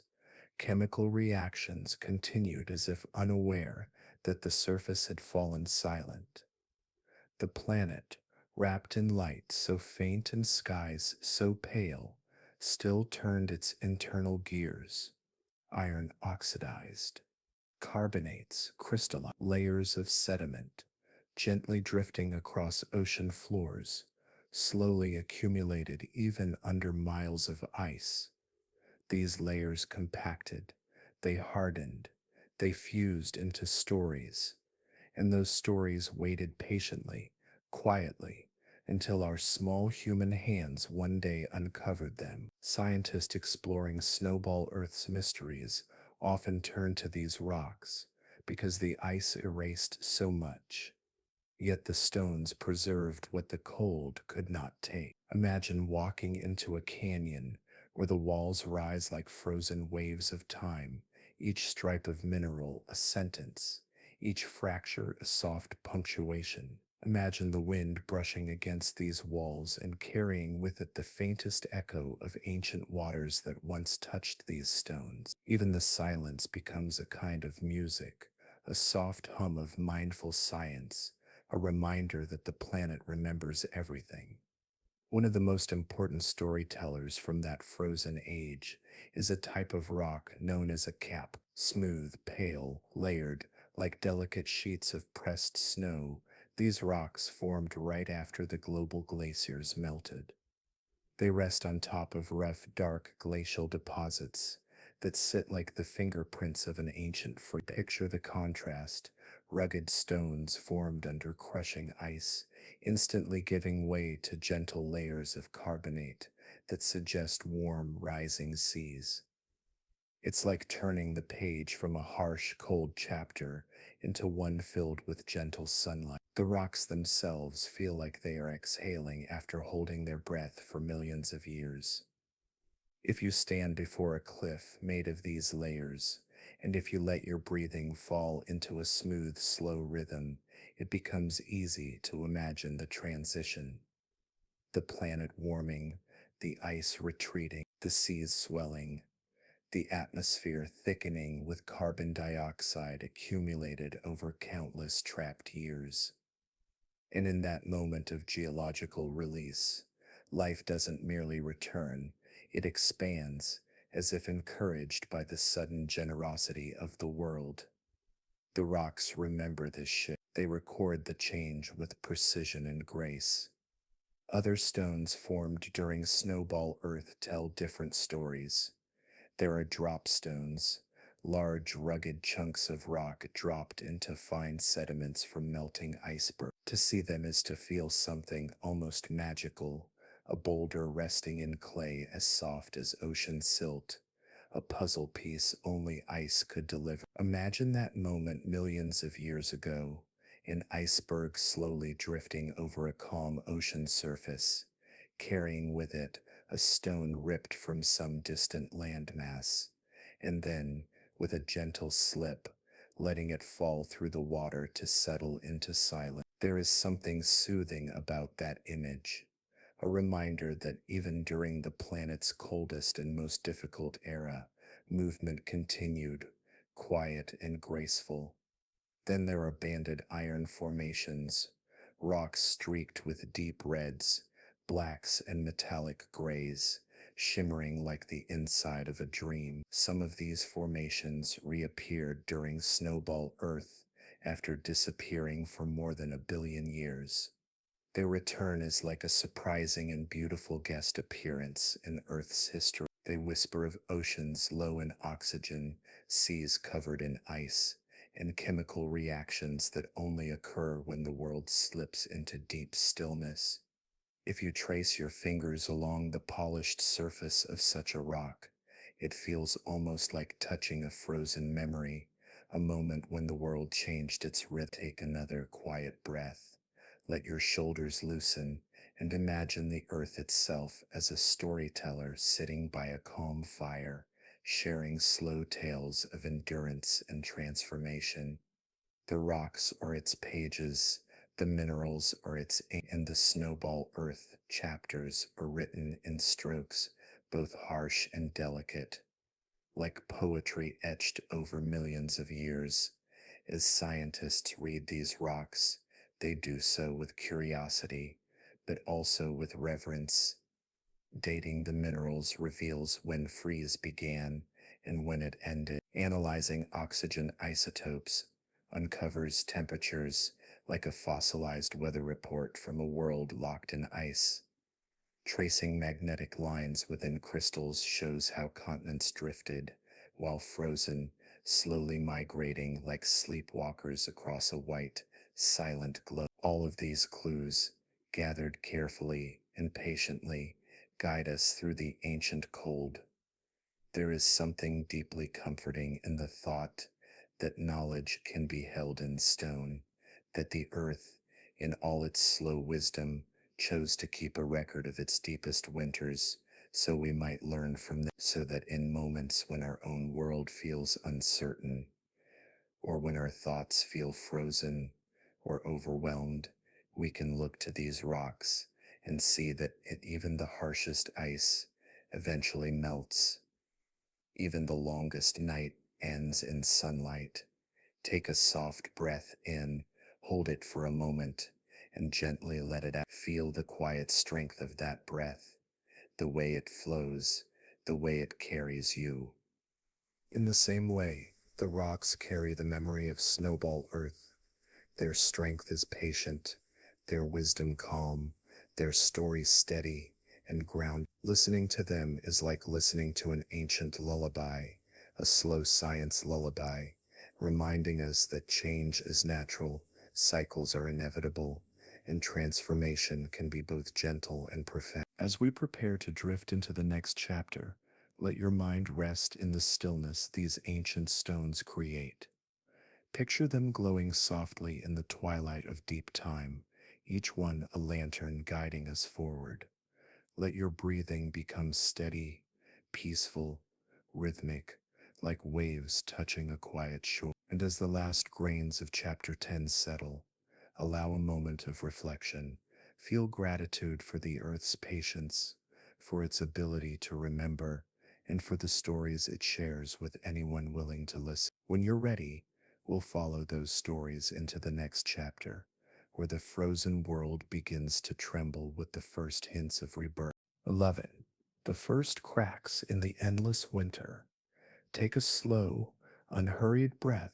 Feel the air expand softly in your chest. And as you exhale, imagine the ancient earth doing the same. Picture that cold, frozen planet, silent, pale, wrapped in a shimmering shell of ice, drawing in a breath of its own after millions of years of stillness. This chapter begins in that breath, in the delicate, nearly invisible cracks that began to form deep within Snowball Earth's frozen skin. For so long, the world had been cloaked in white. The continents slept beneath thick, armored glaciers. The oceans hid under ceilings of ice, so solid they reflected sunlight back into space like cosmic mirrors. Winds drifted lazily across the frozen plains, with nothing to disturb their path. It was a peaceful silence, but one stretched for such unimaginable time that even silence began to feel heavy. Yet change, true change, rarely arrives with thunder. More often, it begins with a whisper, a tiny shift, a slow warming so gentle it slips unnoticed through the world's edges. Let your mind drift into that moment, a time when the planet began to exhale again. Deep beneath the ice, volcanic breath gathered strength. Carbon dioxide, trapped for ages, seeped into the atmosphere like soft smoke wrapped in moonlight. It accumulated quietly, patiently, as volcanoes continued their ancient work, even while the surface lay frozen. Imagine these volcanoes as the planet's heartbeat, steady, persevering, pumping warmth into an atmosphere too cold to notice at first. But eventually, the sky listened. As CO2 increased, the blanket around the Earth began to thicken. Slowly, gently, it started to hold the planet's warmth, like cupped hands holding a fragile ember. Warmth accumulated so gradually that millions of years passed before the ice understood what was happening. And when the first hints of melting arrived, they came not as roaring floods, but as subtle softness, tiny droplets forming in the still, silent cold. Imagine kneeling on that ancient ice sheet. The air is crisp, thin, and quiet. Beneath your palms, you feel a deep solidity, an ice that has forgotten the sensation of water. And yet, just below the surface, a faint pulse begins, a tremor of warmth, a whisper of movement. The world is not melting yet, but it is thinking about melting. It is remembering. Take a slow, deep breath and picture this moment from another angle, high above the earth, floating in a calm, star-filled sky. The planet glows faintly blue beneath its icy crust, but the color begins to change, just a little around the equator. A thin halo of pale light softens. Ice grows slightly thinner, barely perceptible on the scale of continents, yet monumental on the scale of change. You watch as warm gases build like a gentle sigh around the world. Slowly, the frozen mirror dims. Slowly, Earth begins to accept sunlight again. Scientists call this the greenhouse buildup, but in our meditative drifting here together, you can think of it simply as warmth returning home. The first cracks were microscopic. They formed like tiny threads etched across a glass sphere. Over thousands of years, those threads spread, lengthening, widening, weaving caters like delicate feathers in frost. If you listen closely, you might almost hear them, the soft, crystalline music of ice, beginning to remember what it feels like to move. When warmth finally seeped deep enough, meltwater formed beneath the ice sheets. Dark pools gathered in hidden pockets. These pools absorbed sunlight, warming faster and faster, carving tunnels through the frozen shell. Imagine the sound of water sliding beneath the ice, a quiet, steady trickle like the earth humming to itself in secret. Life, still clinging beneath the frozen oceans, sensed the shift too. Microbes drifted in cold currents, stirring gently as temperatures rose by fractions of a degree. Though they had endured a world locked in stasis, their resilience remained unbroken. Now, they seemed to shimmer with new energy, as if awakening from a long and dreamless sleep. Take another calming breath and allow yourself to picture the moment when the first true crack reached the surface. It would not have been dramatic, not a roar, not an explosion, just a single line in the ice, stretching silently into the horizon. Perhaps it formed under a soft morning light, or beneath a faint glow cast by a pale, ancient sun. Perhaps a shard of ice lifted slightly upward, warping the perfect smoothness that had ruled for eons. Such a small motion, yet it carried the weight of a planet shifting its course. As the ice thinned, sunlight did something it hadn't done in millions of years. It slipped through. For the first time in an age, golden warmth touched liquid water. That water darkened, absorbed the light, warmed further, and melted more ice in a self-sustaining dance. The great glaciers, once immovable, began to retreat. Imagine the world standing in this moment, poised between one age and the next. The sky, still pale, still cool, started to deepen in color. Winds changed their rhythm. Clouds grew heavier with moisture. The frozen continents felt themselves loosen as sheets of ice cracked like vast ancient bones, stretching after a long rest. Drifting in these quiet thoughts, imagine how Earth itself might have felt lighter, freer, finally able to inhale warmth after a suffocating winter that covered the world like a closed eyelid. The planet was waking up, but the warming came with a powerful momentum. CO2 levels were so high that once melting began, it accelerated. Oceans swelled, glaciers collapsed at their edges, meltwater rivers carved through the ice with quiet determination. And then, perhaps over a span of centuries that passed like heartbeats in planetary time, something extraordinary happened. The ice began to retreat in earnest. Take a deep, slow breath and imagine standing on a coastline of this thawing world. Before you, a sheet of ice taller than mountains begins to shimmer. A thin mist rises where sunlight meets melting frost. Drops fall soft, delicate, thousands of them landing on rock that had not felt water in ages. Each drop is like a bell ringing the end of a long frozen era. Snowball Earth was finally cracking open as the ice withdrew, revealing dark oceans and barren continents. The world's albedo, its reflectivity dropped sharply. Sunlight was absorbed, heat surged, and the planet, once frozen solid, began to warm with astonishing speed. What had taken millions of years to lock into place began to unravel in far less time. The earth was not just melting, it was transforming.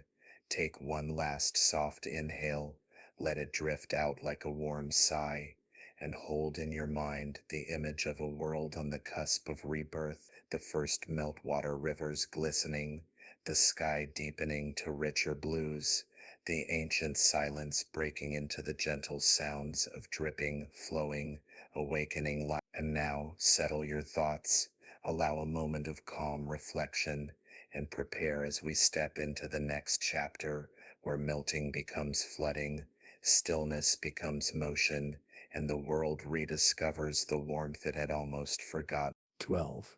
The Great Thaw, when the ice turned to ocean. Take a long, slow breath.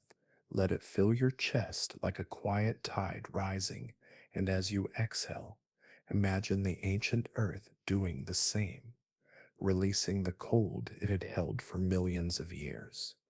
When the first cracks of Chapter 11 deepened, the world trembled in its icy sleep. Now, in Chapter 12, we watch that trembling become transformation. We enter the age of the Great Thaw, an era so dramatic, so sweeping, that the entire planet shifted from frozen stillness into rushing, roaring change. For so long, the world had lived under a heavy white silence. Ice sheets, thousands of meters thick, encased continents like glass coffins. Oceans slept beneath crystalline ceilings. Winds skimmed across smooth plains of frost. Everything was white, quiet, sacred in its stillness. But once the first cracks opened, the silence began to break. Imagine standing on the surface of Snowball Earth at the moment the thaw truly begins. The air is crisp but warming. The horizon shimmers faintly, and then so gently it seems like a dream, a soft rumble vibrates through the ground. You feel it in your bones before you hear it. It is not violent, not frightening, but ancient deep, a sound like the earth clearing its throat after a long silence. Tiny droplets of meltwater slide across the ice. They gather into slender rivulets. These rivulets join one another, forming quiet streams. The streams connect into rivers, and eventually the rivers become torrents, tunneling beneath the ice with quiet fury. Take a slow breath and picture those tunnels forming, glowing with refracted light as water races through them. Imagine sunlight slipping into cracks, kissing liquid water that hasn't seen the sky in millions of years. The ice glows faintly blue, like the inside of a crystal. The world's stillness is melting into motion. As carbon dioxide continued to blanket the atmosphere, warming accelerated. The greenhouse effect, silent for ages, became a powerful force. For hundreds of thousands of years, volcanoes had breathed CO2 into the sky, and with nowhere warm to absorb it, the gas accumulated like a great invisible cloak. And now that cloak held in warmth so effectively that the planet raced toward transformation. Imagine an ice sheet as tall as mountains. Now picture its base melting from below, water pools growing larger, heavier. The ice fractures. It groans, stretching, bending, then softly at first, and then with the weight of continents behind it, it collapses. Chunks the size of cities break free. Icebergs drift where no open water had existed for eons. The sea, once trapped beneath its icy prison, reaches upward like a hand breaking the surface. After a long submersion, take a deep breath. Imagine the sound, a low thunder, a crack that rolls across the sky like a slow heartbeat. And then, silence again, a soft new silence, the kind that follows a long exhale. The thaw had begun. As sunlight hit the exposed ocean, another transformation erupted. The dark water absorbed heat far more readily than reflective ice ever could. Each patch of open sea became a warm pocket, which melted more ice around it, which expanded the warmth in a self-sustaining cycle. Scientists call this a runaway greenhouse effect, but in our slow, meditative drifting here, it feels more like a long frozen world, remembering the sensation of warmth and leaning into it.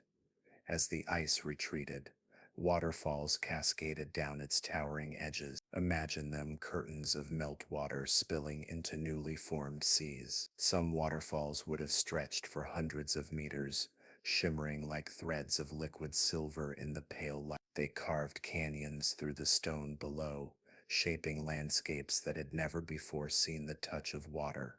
Imagine standing near one of these ancient waterfalls. Mist rises around you. The ground beneath your feet vibrates with the force of rushing water. Yet the sound is soothing, like nature's own slow lullaby, gentle white noise echoing across the empty planet. Take another soft breath and imagine the air itself warming on your skin. The atmosphere thickened with moisture as the melting ice fed evaporation. Clouds, once thin and slow, grew full and heavy. Rain began to fall in places that had known only frost. The first raindrops in millions of years tapped against stone, washing away dust that had rested undisturbed since the planet froze. The rain wasn't just rain, it was renewal. Picture rain clouds sweeping across vast white plains, leaving darker pathways behind as they melt the frozen crust. Imagine warm tropical rains falling near the equator, releasing steam as they meet the retreating ice. Every droplet a tiny announcement. The age of cold is ending. A warm world is rising, and with that warmth came storms, massive swirling tempests driven by extreme contrasts between frozen and thawing terrain. Winds howled across melting oceans, sculpting waves that hammered against melting icebergs. Lightning flickered across a sky that hadn't held such energy in eons. Yet even in this violence, There was beauty, a planet awakening, a planet stretching after a long sleep. Take a slow inhale and imagine the rhythm of those storms like a powerful cleansing breath. As the ice retreated completely, continents reemerged, raw, barren, scraped smooth by glaciers. Landscapes were stripped to their foundations, revealing sharp cliffs, polished plains, and valleys carved into elegant curves. Much of the world looked new, untouched, peaceful in its starkness. And then came the greatest transformation of all, the formation of cap carbonates. As the oceans warmed and interacted with the carbon-drenched air, chemical reactions sparked a worldwide bloom of carbonate minerals. They rained down onto the seafloor, forming smooth, pale layers that now sit atop glacial deposits like pages marking the exact end of the Snowball era. Imagine standing beside a shoreline during this time. The sea glows, milky, filled with suspended minerals. Waves roll gently, leaving pale foam on dark, newly exposed rock. The world looks washed clean, refreshed, as though the thaw were more than physical, like the planet itself was purifying its history. Take another calming breath. Picture the warmth deepening, oceans stirring, skies brightening, continents breathing in new life. This thaw, this global transformation, was not merely an end, but also a beginning. The melting ice poured nutrients into the oceans, feeding microbes that would soon bloom with extraordinary vigor. As warmth spread, ecosystems stirred. The stage was set for an explosion of biological innovation. But for now, in this moment between cold and life, we sit in the quiet of a transforming world. Let your breathing soften, feel your mind drift like a gentle current, and rest for a moment with the image of Earth, wrapped not in ice, but in rising mist, warm seas, and the promise of renewal. When you're ready, we will step into the next chapter where the thaw becomes rebirth and life responds to the last breath of Snowball. 13. The oceans reawaken. Life in the post-snowball seas. Take a slow, peaceful breath. Let it travel gently through your body. And as you exhale, imagine yourself drifting above the newborn oceans of a planet just freed from ice. Below you, the surface glimmers like liquid glass, smooth and deep, still carrying the last hints of the cold age. And yet, under that calm blue skin, something ancient and miraculous is stirring. The story of Snowball Earth is not only a tale of cold and thaw, it is also a story of survival, of life holding on with quiet determination through millions of years of darkness. And now, as the ice retreats and the world warms, life begins to respond.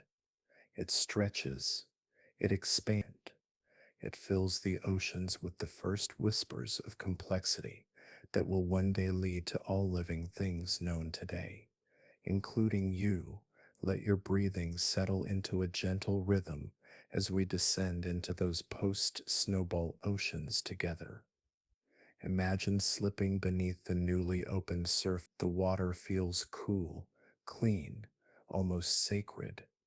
Sunlight, blocked for eons by miles of ice, now pours down through the water column in golden shafts, illuminating a world that has forgotten the color of light. Tiny particles float in the beams, shimmering like drifting stars in a blue twilight. And then you see them, the survivors. Microbes that endured the global freeze now bask in a brightness they haven't known in ages. Cyanobacteria, ancient, patient, and astonishingly resilient, begin to photosynthesize again. Picture them rising toward the light, eager and trembling, with renewed purpose. They drink the sunlight slowly, steadily, turning it into energy. Their gentle metabolism becomes a soft pulse in the ocean, like the heartbeat of the world waking up. Take another slow breath. Feel the warmth of light filling these ancient waters.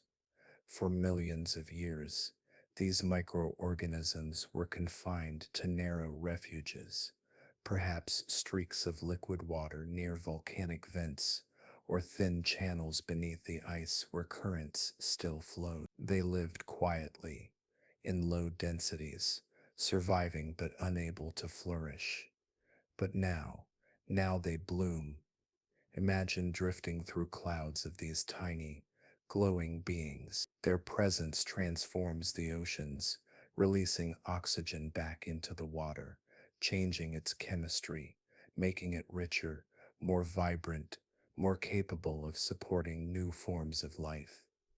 The ocean is becoming a cradle again, a place of expansion rather than endurance. Scientists call this post-snowball ocean nutrient feast. Glacial meltwater carries minerals scraped from entire continents, iron, phosphorus, silica, washing them into the seas in massive quantities, and life responds with celebration. The thosix glow green with photosynthetic blooms, dense enough at times to tint entire coastlines. From space, the world must have looked like a watercolor painting, deep blue swirling with turquoise, jade, and pale sea foam. Let your thoughts drift. With those currents, feel the serenity of an ocean renewing itself. As life begins to flourish, chemical changes ripple across the world. Oxygen levels rise slowly at first, then begin to accelerate. This increase will help shape the evolution of the first complex cells, eukaryotes, organisms with the potential to become animals, plants, and fungi. Millions of years later, the thaw didn't just warm the world, it prepared it for a biological leap. Imagine these early complex cells floating gracefully in the water, larger and more intricate than the simple microbes that preceded them. They drift through sunlit shallows, their shapes soft and alien, like tiny translucent lanterns. Some glide with gentle motion, others drift passively, catching nutrients in their delicate membranes. Each one holds within it a blueprint for future life, for branching evolutionary paths, for creativity, diversity, and growth. Take another calming breath. Let it flow like a slow wave. With warmth comes circulation. Ocean currents strengthen, carrying nutrients and life across vast distances. Imagine being carried along one of these currents, drifting slowly through layers of water that shift from cool to warm, from dark to illuminated. Everywhere you drift, there is movement, life, whispers of evolution. In the deeper waters, microbial mats spread like soft carpets across the seafloor. These mats glow faintly as chemical reactions ripple through them. They trap sediments, build structures, create the early foundations of ecosystem. They are simple, yet profoundly important. Tiny architects of the post-snowball world.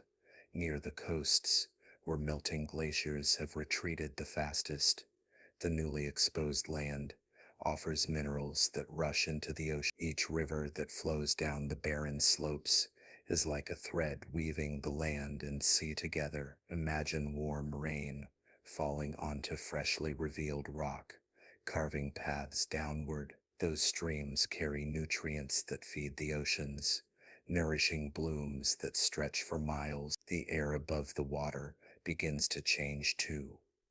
Oxygen from the flourishing seas rises into the sky, thickening the atmosphere, altering its composition. Slowly, ever so slowly, the world's blue deepens.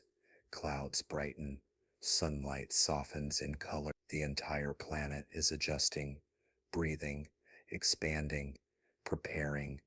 Take a gentle breath yourself and notice how the world's transformation mirrors your own. As nutrients settled into the seas, something extraordinary happened. The stirrings of ecological complexity. Predators appeared. Tiny organisms began to eat other organisms, not just sunlight or minerals. This shift, subtle but monumental, set life on a path toward the rich, intertwined food webs that would eventually support creatures of every shape and size. Imagine a microscopic predator drifting through the water, sensing movement, turning gently toward its prey. A soft approach, a quiet engulfing, no violence, just the simple, natural rhythm of life, building complexity. These interactions form the first whispers of ecosystems, early dances of survival and connection. Picture drifting deeper, where the water darkens. Hydrothermal vents glow softly on the ocean floor, releasing mineral-rich plumes into the water. Life here had always endured the cold age, sheltered in chemical warmth. Now these ecosystems flourish even more. Strange microbial colonies grow like delicate lace around the vents, feeding on chemical reactions rather than sunlight. Their presence becomes a reminder. Life finds a way in darkness, and life thrives when given the smallest chance. Take another slow, grounding breath and imagine floating upward again toward the light. What you see now is astonishing. The entire ocean is alive with movement. Plumes of nutrients swirl like underwater storms. Microbial blooms shimmer like ethereal clouds. Complex cells drift among them like tiny spirits. And through it all, sunlight filters down in gold and blue, weaving a soft, serene glow that feels almost sacred. The great thaw didn't just melt ice, it awakened the sea. In the calm of this meditative moment, reflect on the resilience of life. Even when the world froze solid, life persisted. When warmth returned, life blossomed. And from that blossoming, all future complexity emerged. Every creature, every forest, every heartbeat that would ever come began with these simple, drifting cells basking in the first light after a frozen eternity.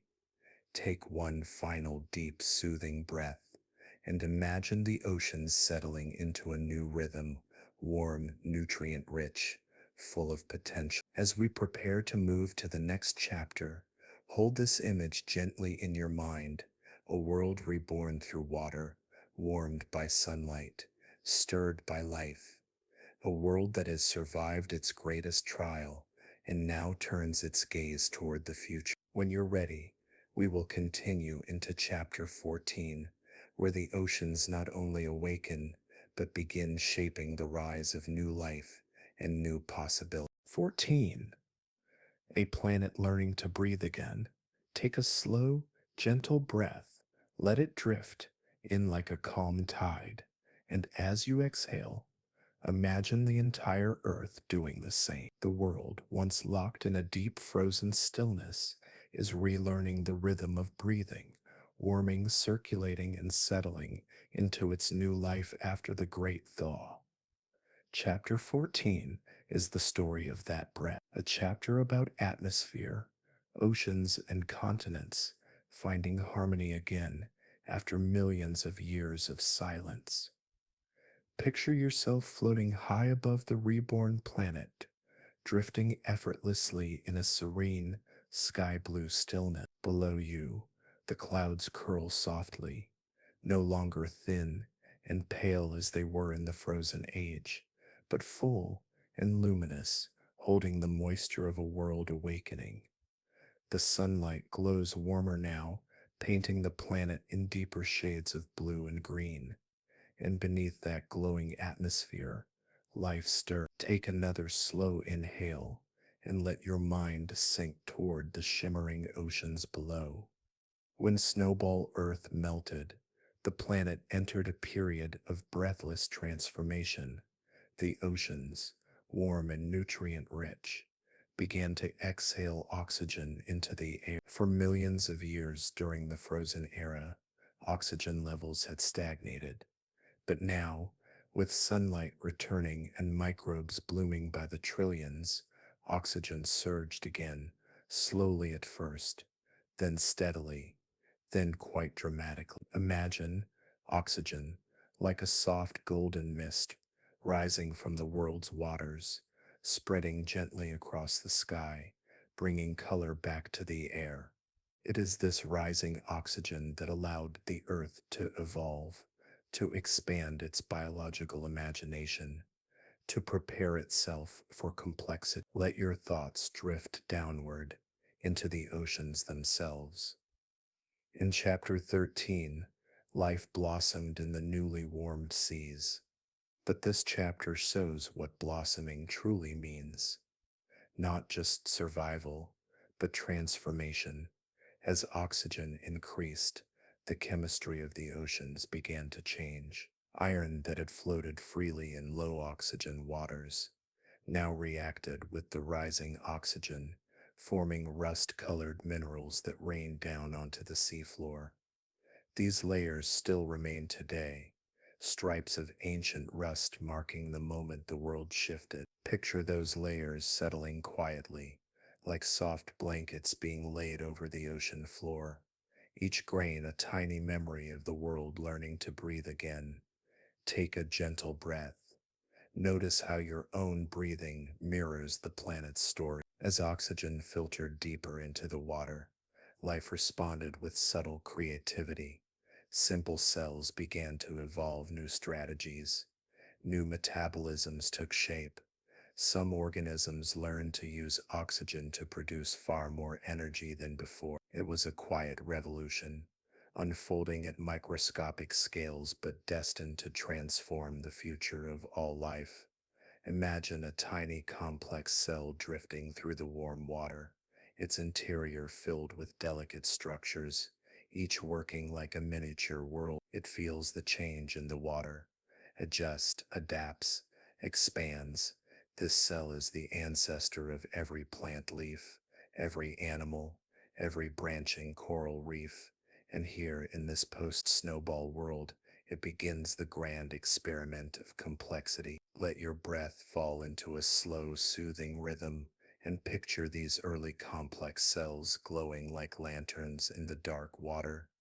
Meanwhile, the continents freshly revealed after millions of years under the ice undergo transformations of their own. Glaciers scrape them smooth, leaving behind bare rock that now lies exposed under warming sunlight, without soil, without plants, without life above water. These landscapes appear stark, silent, almost lunar. But rain begins to fall. Imagine warm rain sweeping across newly uncovered plains. It taps gently against polished stone. It gathers in small rivulets that flow through long, smooth channels carved by the retreating ice. These waters carry minerals from the barren land into the sea. The earth is washing itself, preparing the land for future life. Take a soft breath. Imagine running your hand along one of these freshly exposed rocks, still cold to the touch, but slowly warming under sunlight. Over time, thousands of years, then millions, weathering transforms the continents. Water breaks down rock into fine particles, forming the first thin layers of soil. The land begins to darken, minerals accumulate, tiny microbes cling to the surface, forming biofilms that trap dust, moisture, and nutrients. Slowly, the first footholds for future ecosystems take shape. Picture this, a thin film of microbial life spreading like a soft green whisper across a rocky coastline. It's delicate, barely visible, yet essential. It is the land's first breath of life after the snowball age. Take another calming breath and feel the continuity between land, ocean, air, and life.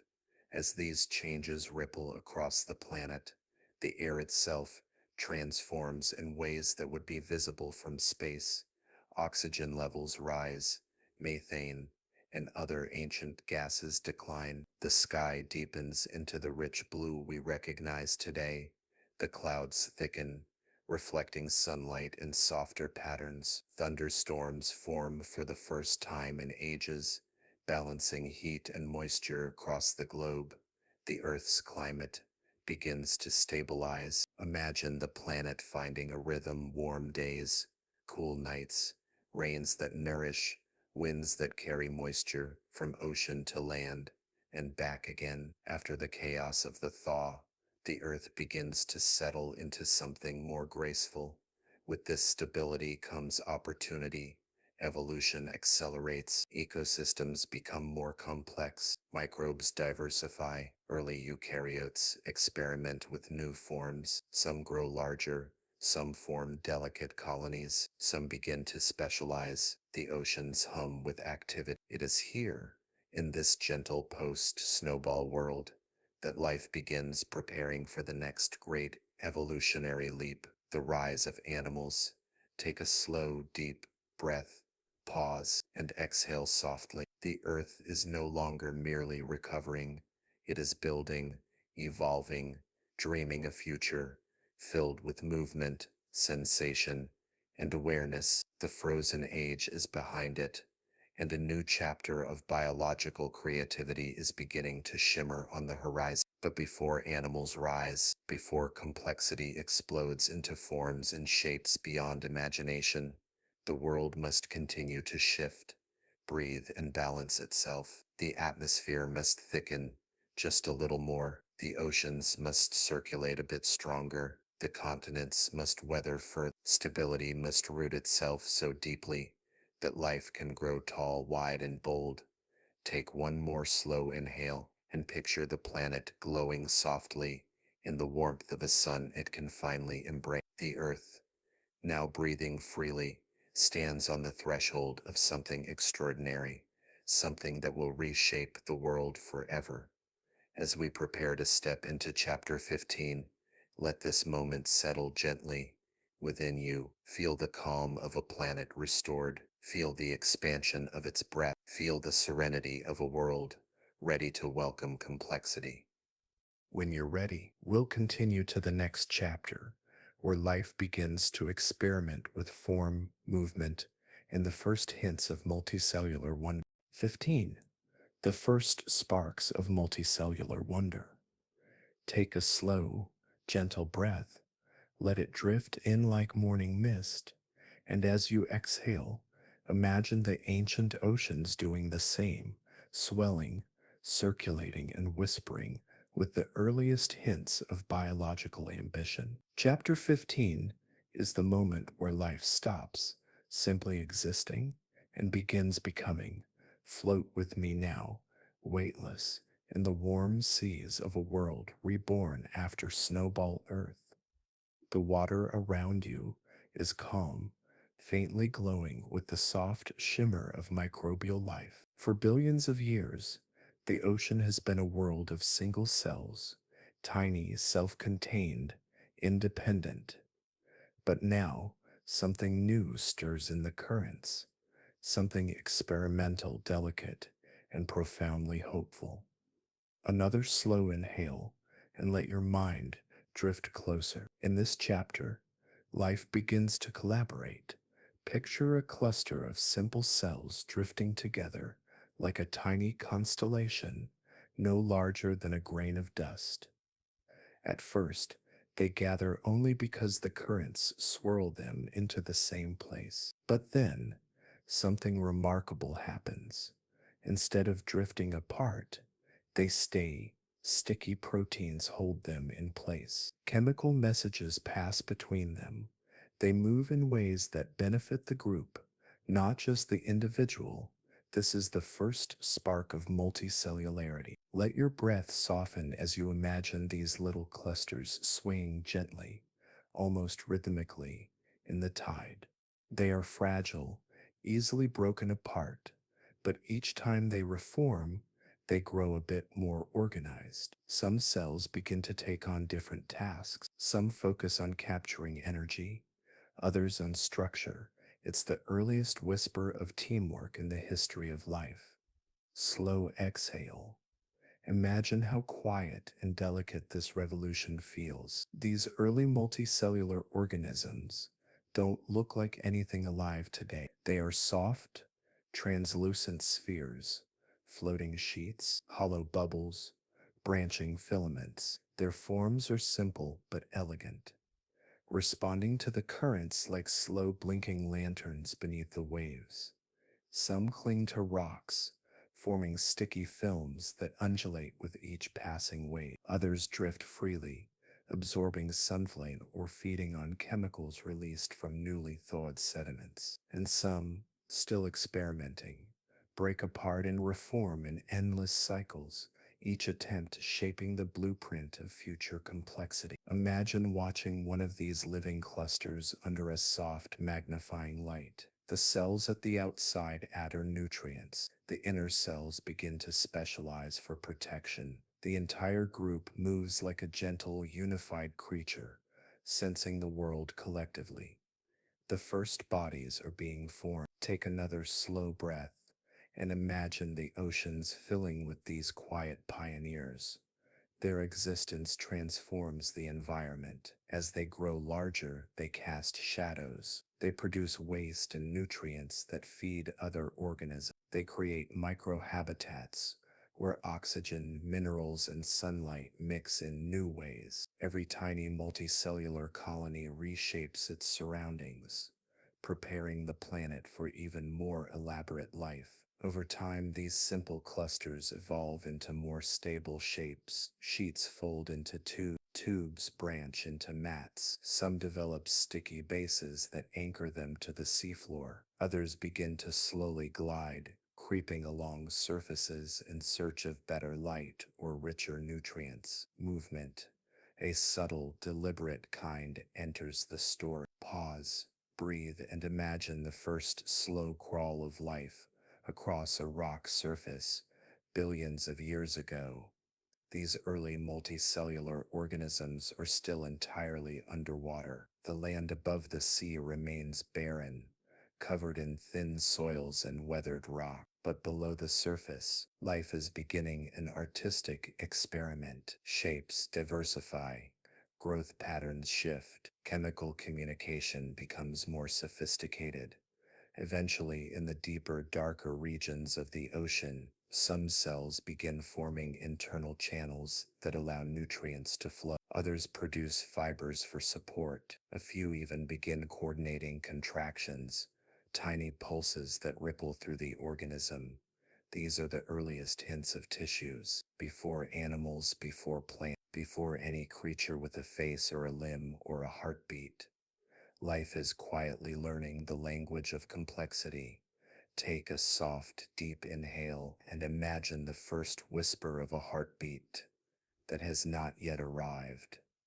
The oceans at this time glow with opportunity. Warm currents swirl nutrients across vast distances. Oxygen continues to rise, supporting organisms that can grow larger, thicker, more energetically demanding. The earth is not just breathing, it is preparing. Some scientists believe that the first true multicellular life emerged in these very waters during this calm post-snowball era. Others think multiple multicellular experiments happened in parallel, different lineages trying different forms, like an artist experimenting with clay, fabric, and light all at once.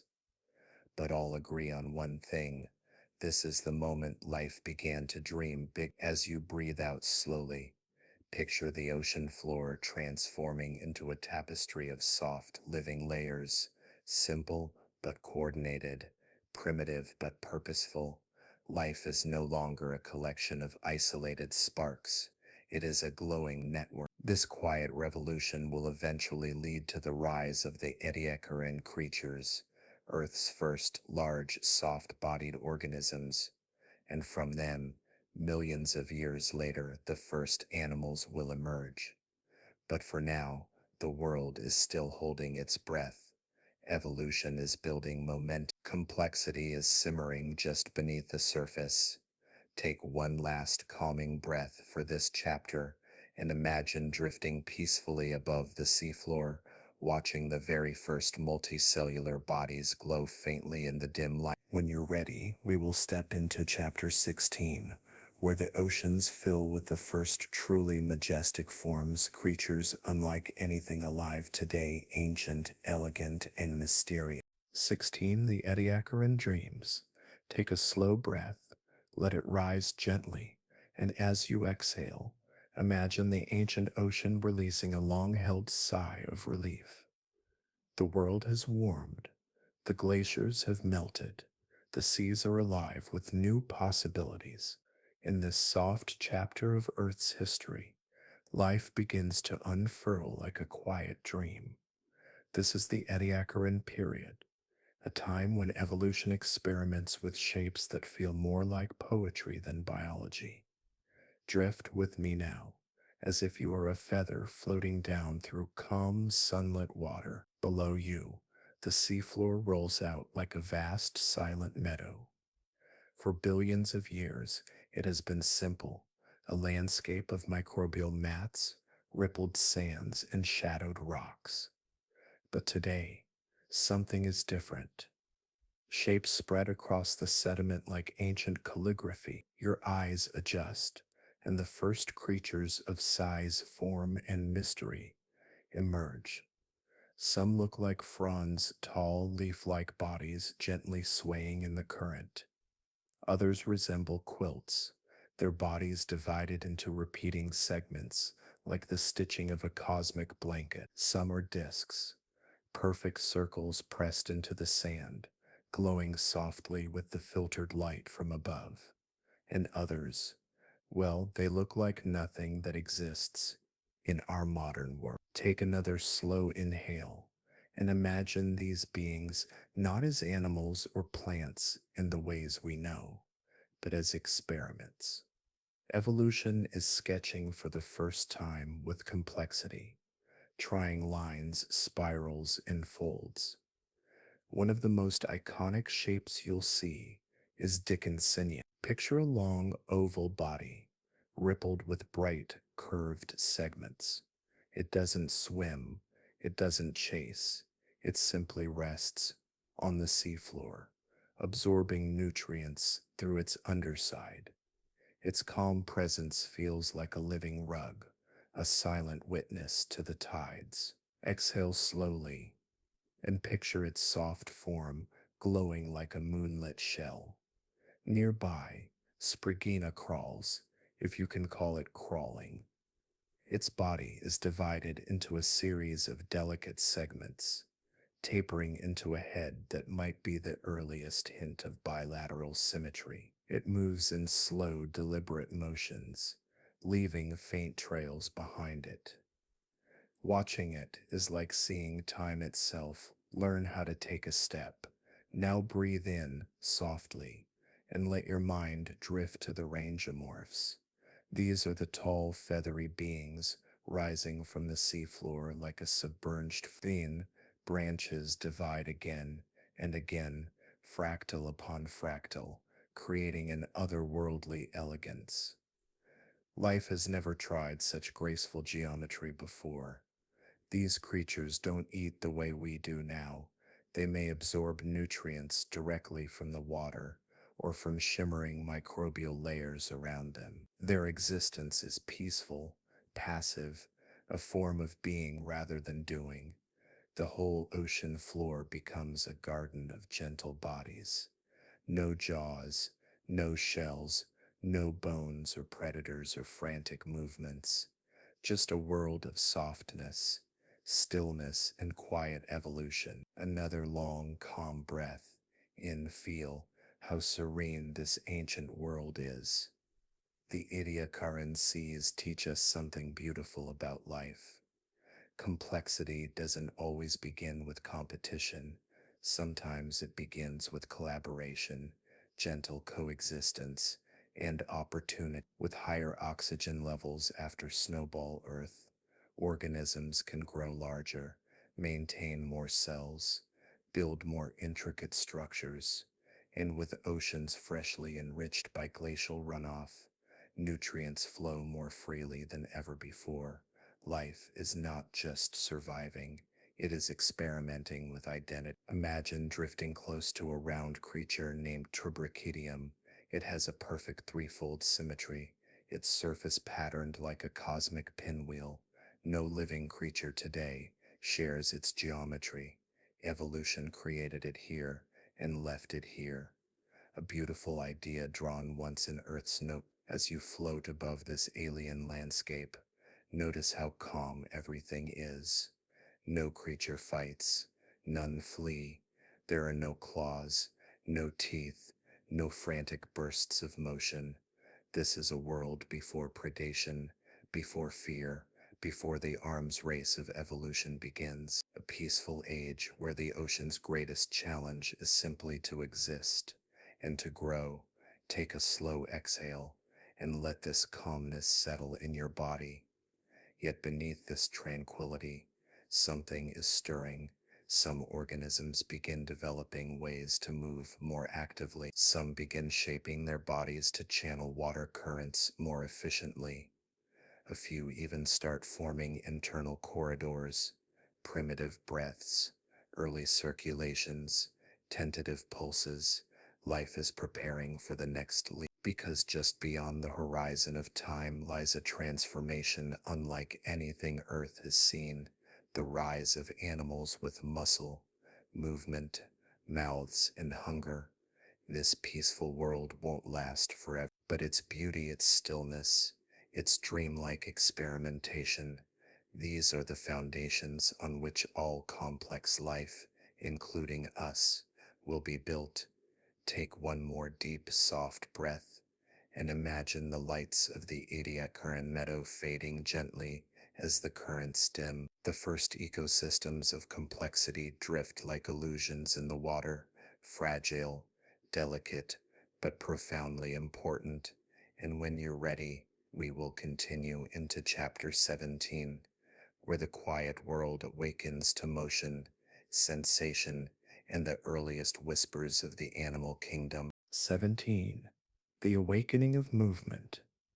Take a long, slow breath, feel it settle softly in your chest, and as you exhale, imagine the ancient ocean exhaling with you. The Ediacaran world has been peaceful for millions of years, a soft, dreamlike garden of gentle creatures rooted to the seafloor or drifting passively with the current. But now, something subtle begins to stir in the water. Movement, not the drifting of currents, not the floating of simple forms, but movement with intention. Let your breath deepen, and let your mind drift down into these ancient seas. You begin to sense the quiet restlessness growing beneath the waves, the soft-bodied beings that once simply existed or starting to respond to the world in new ways. It begins slowly, so slowly that you might miss it if you blink. A shift, a pulse, a ripple along a simple body, a tiny undulation that wasn't there before. Life is learning to control its shape. Imagine yourself hovering above the seafloor, weightless and still. Around you, the strange and graceful forms of the Ediacarine creatures continue their silent dance. But one of them, just one, begins to move with purpose. Ever so gently, a soft-bodied creature glides across the sand, dragging its underside in a slow, continuous ripple. This is not drifting, not swirling in the current, but crawling. Take another breath and picture the earliest muscles contracting for the very first time in the history of our planet. These contractions are faint, almost shy. They ripple through bodies like whispers, letting creatures shift, pivot, or glide a little faster. And with movement comes the beginning of choice. Creatures can seek better light, better nutrients, better positioning. They can avoid unfavorable conditions, moving from place to place like early explorers of their own tiny worlds. Movement changes everything. Pause, inhale, and imagine a flat, oval creature lifting its soft body from the sediment. It may have simple muscle fibers arranged in rings, or a primitive hydrostatic skeleton that stiffens when filled with fluid. When it contracts, it ripples forward. When it relaxes, it drifts gently back into place. These gentle motions are the ancestors of every muscle twitch, every step, every heartbeat in the animal kingdom. Exhale slowly, letting that connection settle. Over millions of years, these soft-bodied pioneers begin to diversify. Some become better at gliding smooth and graceful. Others begin to burrow into the seafloor, pushing aside sediment to hide or feed. Imagine watching a shallow ripple appear underneath you, a soft tunnel forming as a creature digs a path in the safety of the dark sand below. Burrowing changes the ocean floor forever. It mixes oxygen into the sediments. It reshapes landscapes. It alters nutrient flows. It brings complexity into the very foundation of the ecosystem. Every breath you take now feels connected to that early stirring, that quiet churning of sediment and water. Life is beginning to shape its environment intentionally. Now imagine a different form, a creature with gentle fan-like lobes arranged around its body. It uses these lobes to push water, creating soft currents that help it filter nutrients. Its motions are rhythmic, like the slow fluttering of pages in a book. These are not yet fins, not wings, not legs, but they are the ancestors of all of them. Take a soft breath in and picture these lobes moving like the wings of a dreaming moth. As movement becomes more common, senses begin to sharpen. To move through the world, a creature must first be aware of it. The earliest sensory structures emerge, simple patches of cells that detect chemicals, vibrations, or the gentle brush of water. With each improvement, creatures navigate more precisely, respond more quickly, and survive more easily. Picture a small, soft organism reacting to the faint shimmer of nutrients drifting in the water. It senses the gradient, turns its body, and moves toward it. A tiny decision, a tiny victory. This is the beginning of behavior. Breathing softly, imagine how much of life's story branches from this single moment, the first time a creature chose a direction. These small steps lead to bigger changes. Over time, organisms begin exploring different depths in the ocean. Some glide into shallower waters, where sunlight pierces the surface like liquid gold. Others drift to darker zones, where biochemistry becomes more important than light. Each decision opens a new ecological niche, shaping evolution in countless ways. Movement begets exploration. Exploration begets diversity. Diversity begets complexity. Slow exhale, letting each of those truths settle into your mind. As the Ediacaran period continues, the seas fill with an array of motions, ripples, crawls, pulses. Tiny swimmers begin to appear, primitive creatures that push themselves through the water using coordinated contractions. Their movements are simple but effective, allowing them to leave the seafloor entirely and drift above it with newfound freedom. The ocean becomes layered with life at different heights.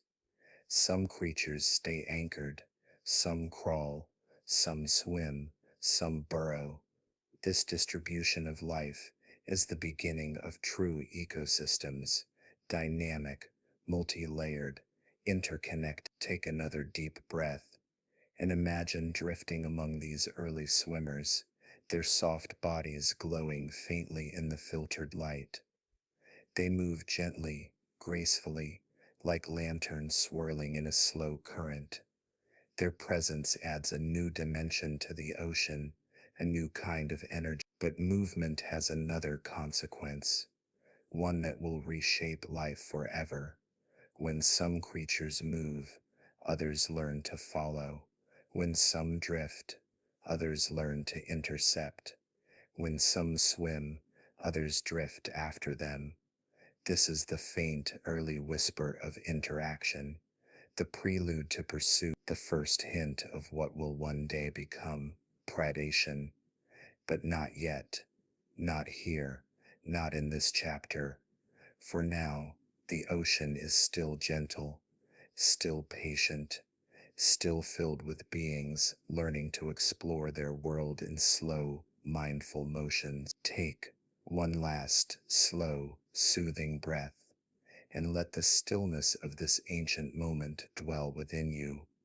The world is waking up, but it is waking slowly, peacefully, as though stretching after a long cosmic sleep. Movement has begun, senses have awakened, behavior is forming, and just beyond this delicate chapter lies a new era, one where movement accelerates, senses sharpen further, and life steps onto a path that will lead to an explosion of diversity, unlike anything the planet has ever witnessed. When you're ready, we will drift into chapter 18, where the peaceful world begins to change and evolution prepares for the first great burst of animal life. 18. The quiet pulse before the storm. Take a slow, unhurried breath. Let it drift in gently, and as you exhale, imagine the ancient oceans settling into a profound stillness. The Ediacaran world has been soft and serene for millions of years, a meadow of gentle organisms, drifting, gliding, and resting beneath tranquil waters. But deep within this calmness, something is changing, quietly, quietly, like a distant heartbeat, beginning to form. This chapter is the pause before one of life's greatest transformations, a moment of calm before the world erupts into flourishing complexity, a breath drawn in slowly, held briefly, before the exhale becomes evolution's greatest storm. Float with me now into the waters of a world on the edge of awakening. The ocean around you is dim, yet filled with shimmering shapes. The frond-like range geomorphs still sway in the current, like ancient trees in a silent forest. Soft quilted Dickensinia still rest on the seafloor, pulsing faintly with quiet life. Simple swimmers drift overhead like lanterns carried by an unseen tide. Life is peaceful, stable, gentle, but peace never lasts forever, not on a planet that loves change. Take another slow breath and imagine a soft rumble, not of sound but of possibility, building in these ancient seas.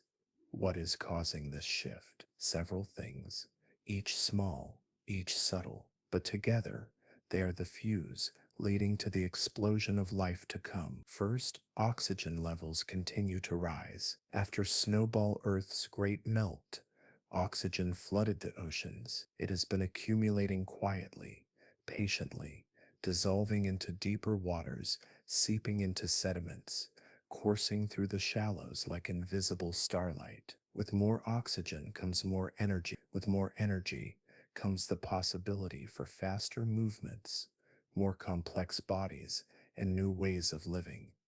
Imagine the ocean taking a deeper breath, preparing. Second, nutrients flow more abundantly. Weathered rock, unleashed by thawing glaciers, releases minerals essential to life. Iron, phosphorus, and other nutrients spread through the sea, creating fertile waters rich with opportunity. Plankton bloom. Microbial mats thicken. Chemical abundance whispers to evolution. Grow, try, become. Slow exhale. Let that whisper echo inside you. Third, the first inklings of interaction begin to form. Some organisms move toward nutrients. Some move away from unfavorable conditions. These simple behaviors create subtle patterns where life clusters, Competition grows. Where competition grows, innovation follows. The ocean has shifted from being a canvas to being a story, one shaped by encounters. And now, beneath this calm ocean, the first shadows of change appear. A simple creature glides more quickly than others. It doesn't mean to outpace them, it simply can't. Maybe its muscle fibers are arranged more efficiently. Maybe evolution has chanced upon a small improvement. But this tiny difference matters. Nearby, another creature senses vibrations slightly better, just a faint tremor, just a slight advantage. But awareness is beginning to sharpen. These tiny changes scattered across the ocean are quiet sparks, each insignificant alone, but together forming a constellation, guiding life toward a new era. Drift closer, breathe slowly, and imagine a new form rising from the shadows of the seafloor. It's still soft bodied, still simple, but it has something different. A small cavity inside its body, a place to digest, a place to direct energy more efficiently. This is one of evolution's greatest experiments, an internal space where nutrients can be broken down more effectively. The beginning of a gut. This internal innovation means more energy. More energy means more motion. More motion means the entire ecology begins to shift. Take a deep breath, feeling the subtle acceleration of life, and then something else emerges. A creature develops the earliest form of a mouth, not a jaw, not teeth, not anything aggressive yet, just an opening through which water, nutrients, and tiny particles can pass. This simple adaptation changes everything. Soon, other organisms follow, small openings, internal channels, membranes that fold inward, forming primitive digestive spaces. These are not predators yet, just more efficient feeders. But the ocean's equilibrium begins to tilt. Imagine a peaceful meadow, and then imagine one plant growing just a little taller than the rest, then another, then another. The meadow changes without violence, simply because it must. That is what the Ediacaran oceans are experiencing. Another slow breath, and imagine drifting above these new forms. Their movements are smoother, their feeding more effective, their behaviors more coordinated. Some even begin showing hints of centralized control, a cluster of cells acting as a primitive nervous system, responding to the world with increasing finesse. Life is sharpening its senses. The once still ocean floor now holds faint trails, evidence of creatures actively navigating, choosing, exploring. These trails twist, curve, overlap. They are the fingerprints of awakened intention, and with intention comes the possibility of something Earth has never seen. The first hunt, not yet, but soon. Before predation arises, the ocean must first become layered with potential, with energy, with speed, with complexity. Evolution is building its foundation, strengthening its tools. Muscles improve, sensing structures refine, organisms grow larger, thicker, more resilient. Some scientists believe that certain Ediacaran organisms start developing stiffened body parts, simple supports that help them maintain shape against currents. Others may form protective films or thicker outer layers. These aren't shells yet, but they hint at what's coming. Slow exhale. Imagine these beings glowing in the dim water, preparing unknowingly for a world that will soon demand resilience. The ecosystem, once a gentle sanctuary of passive organisms, is shifting. It is becoming dynamic, experimental, alive with competition and interaction. The energy of the ocean feels different, brighter, fuller, more urgent. Like a tide drawing back before a colossal wave, the Ediacaran world stands at the edge of transformation. Every soft body, every migrating ripple, every sensory pulse is part of a buildup that will lead to one of the most remarkable events in Earth's history, the Cambrian explosion, where life will burst into an unimaginable diversity of forms. But this is the chapter before that burst, the inhale before the exhale, the hush before the symphony. Take one more slow, comforting breath, and let your mind drift over this ocean of potential. Picture the quiet forms preparing unknowingly for what comes next. Picture the slow strengthening of muscles, the subtle sharpening of senses, the soft awakening of instincts. The world stands ready, and when you feel calm and prepared yourself, we will move into chapter 19, where the quiet ocean erupts into motion, speed, structure, and the astonishing rise of early animals in the Cambrian dawn. 19. The Cambrian dawn. Take a long, deep breath. Let it flow into you like warm light shimmering through clear water. And as you exhale, imagine the ancient oceans releasing the quiet tension they've held for millions of years. The peaceful world of the Ediacaran, soft, gentle, and dreamlike, has reached its final moments. What follows is not a sudden explosion, but a slow, rising brilliance, like the sun climbing over a horizon that has been dark for too long. This is the Cambrian dawn. The world is waking, and this time it wakes with fire. Drift with me now down into the glowing turquoise waters of an ocean unlike any that came before. As you descend, your eyes adjust to a world undergoing transformation. The seafloor, once a meadow of still, soft bodied forms, now flickers with new shapes, bodies with structure, bodies with edges, bodies with gears made of living tissue. The water vibrates with new rhythms, pulses, flickers, darting motion. Take another slow breath and imagine those movements growing clearer with each inhalation. Here, in these early Cambrian seas, evolution becomes bold, fearless, ambitious. Creatures begin building bodies with hard parts, mineralized plates, tiny spines, simple shells. These are not yet the armored titans of later ages, but delicate scaffolds, early experiments in structure and defense. The world is no longer a place where softness alone can survive. Life has entered a new arena. Imagine a tiny animal, no larger than a grain of rice, covered in shimmering armor plates. It wiggles through the sand, its little body gleaming like a moving jewel. This is Halkyria, one of the earliest creatures to wear a suit of armor. It doesn't know why it evolved these plates. It simply exists and thrives.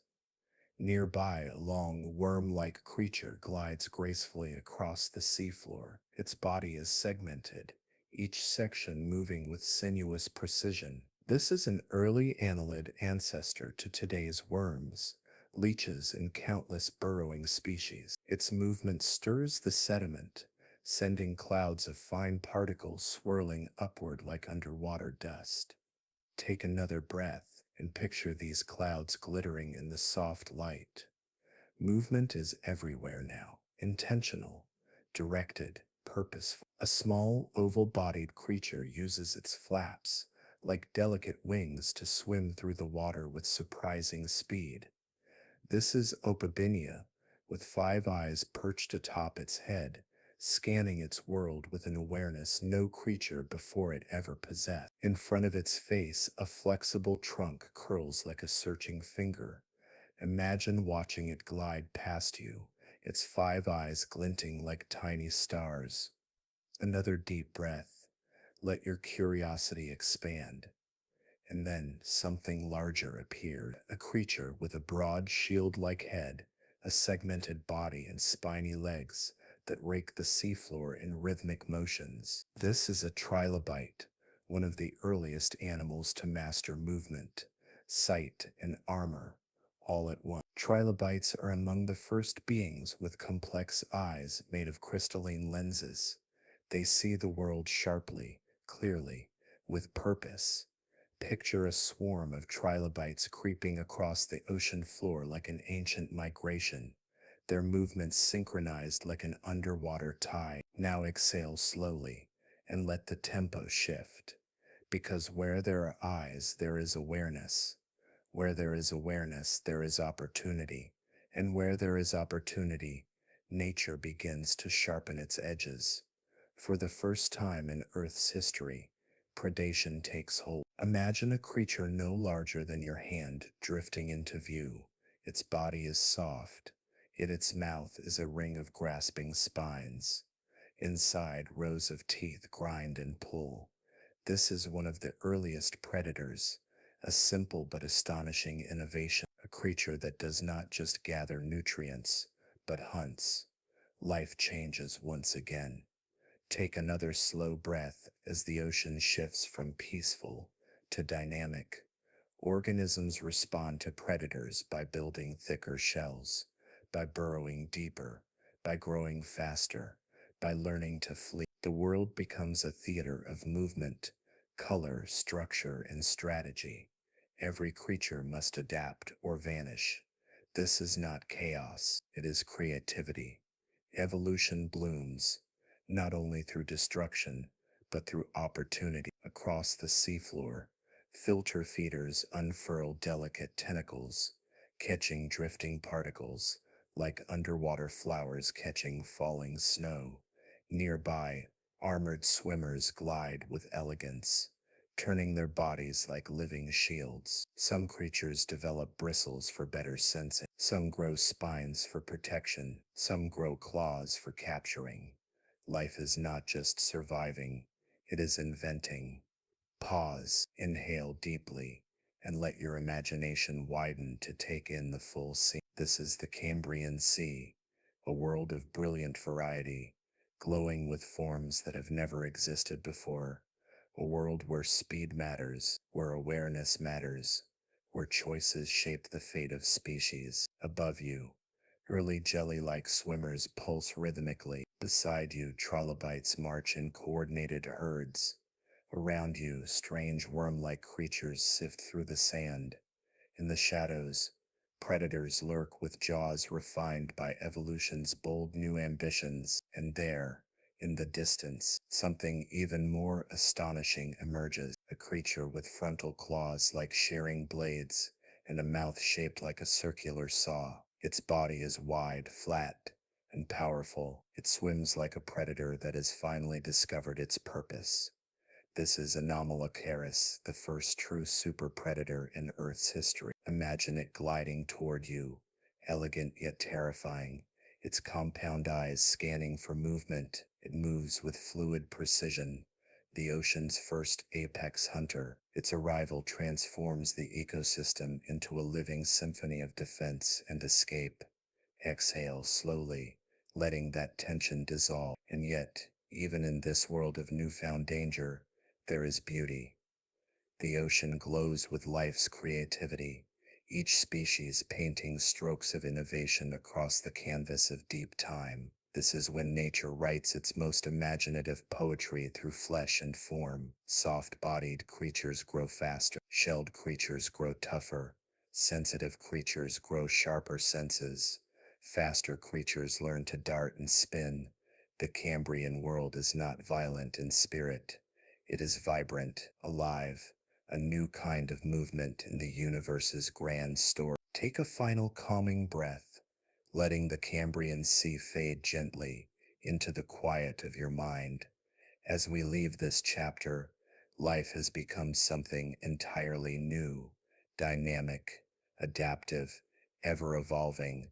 The world will never again be as still as it was in the Ediacar. And when you're ready, we will continue into chapter 20, where we reflect on how Snowball Earth, the Ediacaran Gardens, and the Cambrian Dawn weave together into the story of life's resilience, creativity, and endless wonder. 20. The Endless Thread. End of video.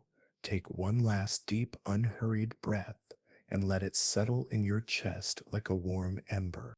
You have traveled across nearly 1 billion years of Earth's history, through frozen worlds, through gardens of strange, soft-bodied beings, through oceans where life first learned to sense, to move, to hunt, and to dream.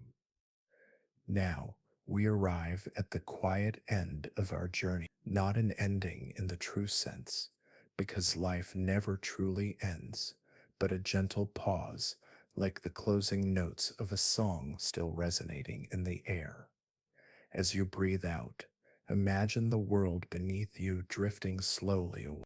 The Cambrian seas dissolve into soft blue haze. The Ediacaran plains fade into memories of gentle forms.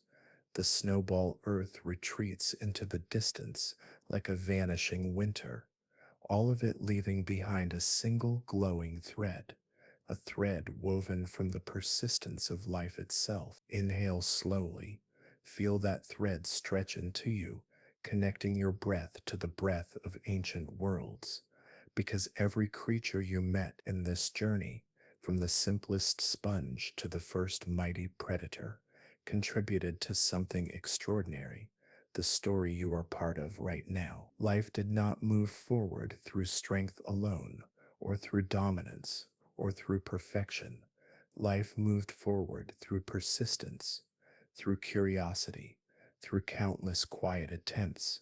A cell divides, a creature crawls, another learns to swim, one grows a spine, another discovers sight. A predator chases, and prey becomes faster, smarter, more aware.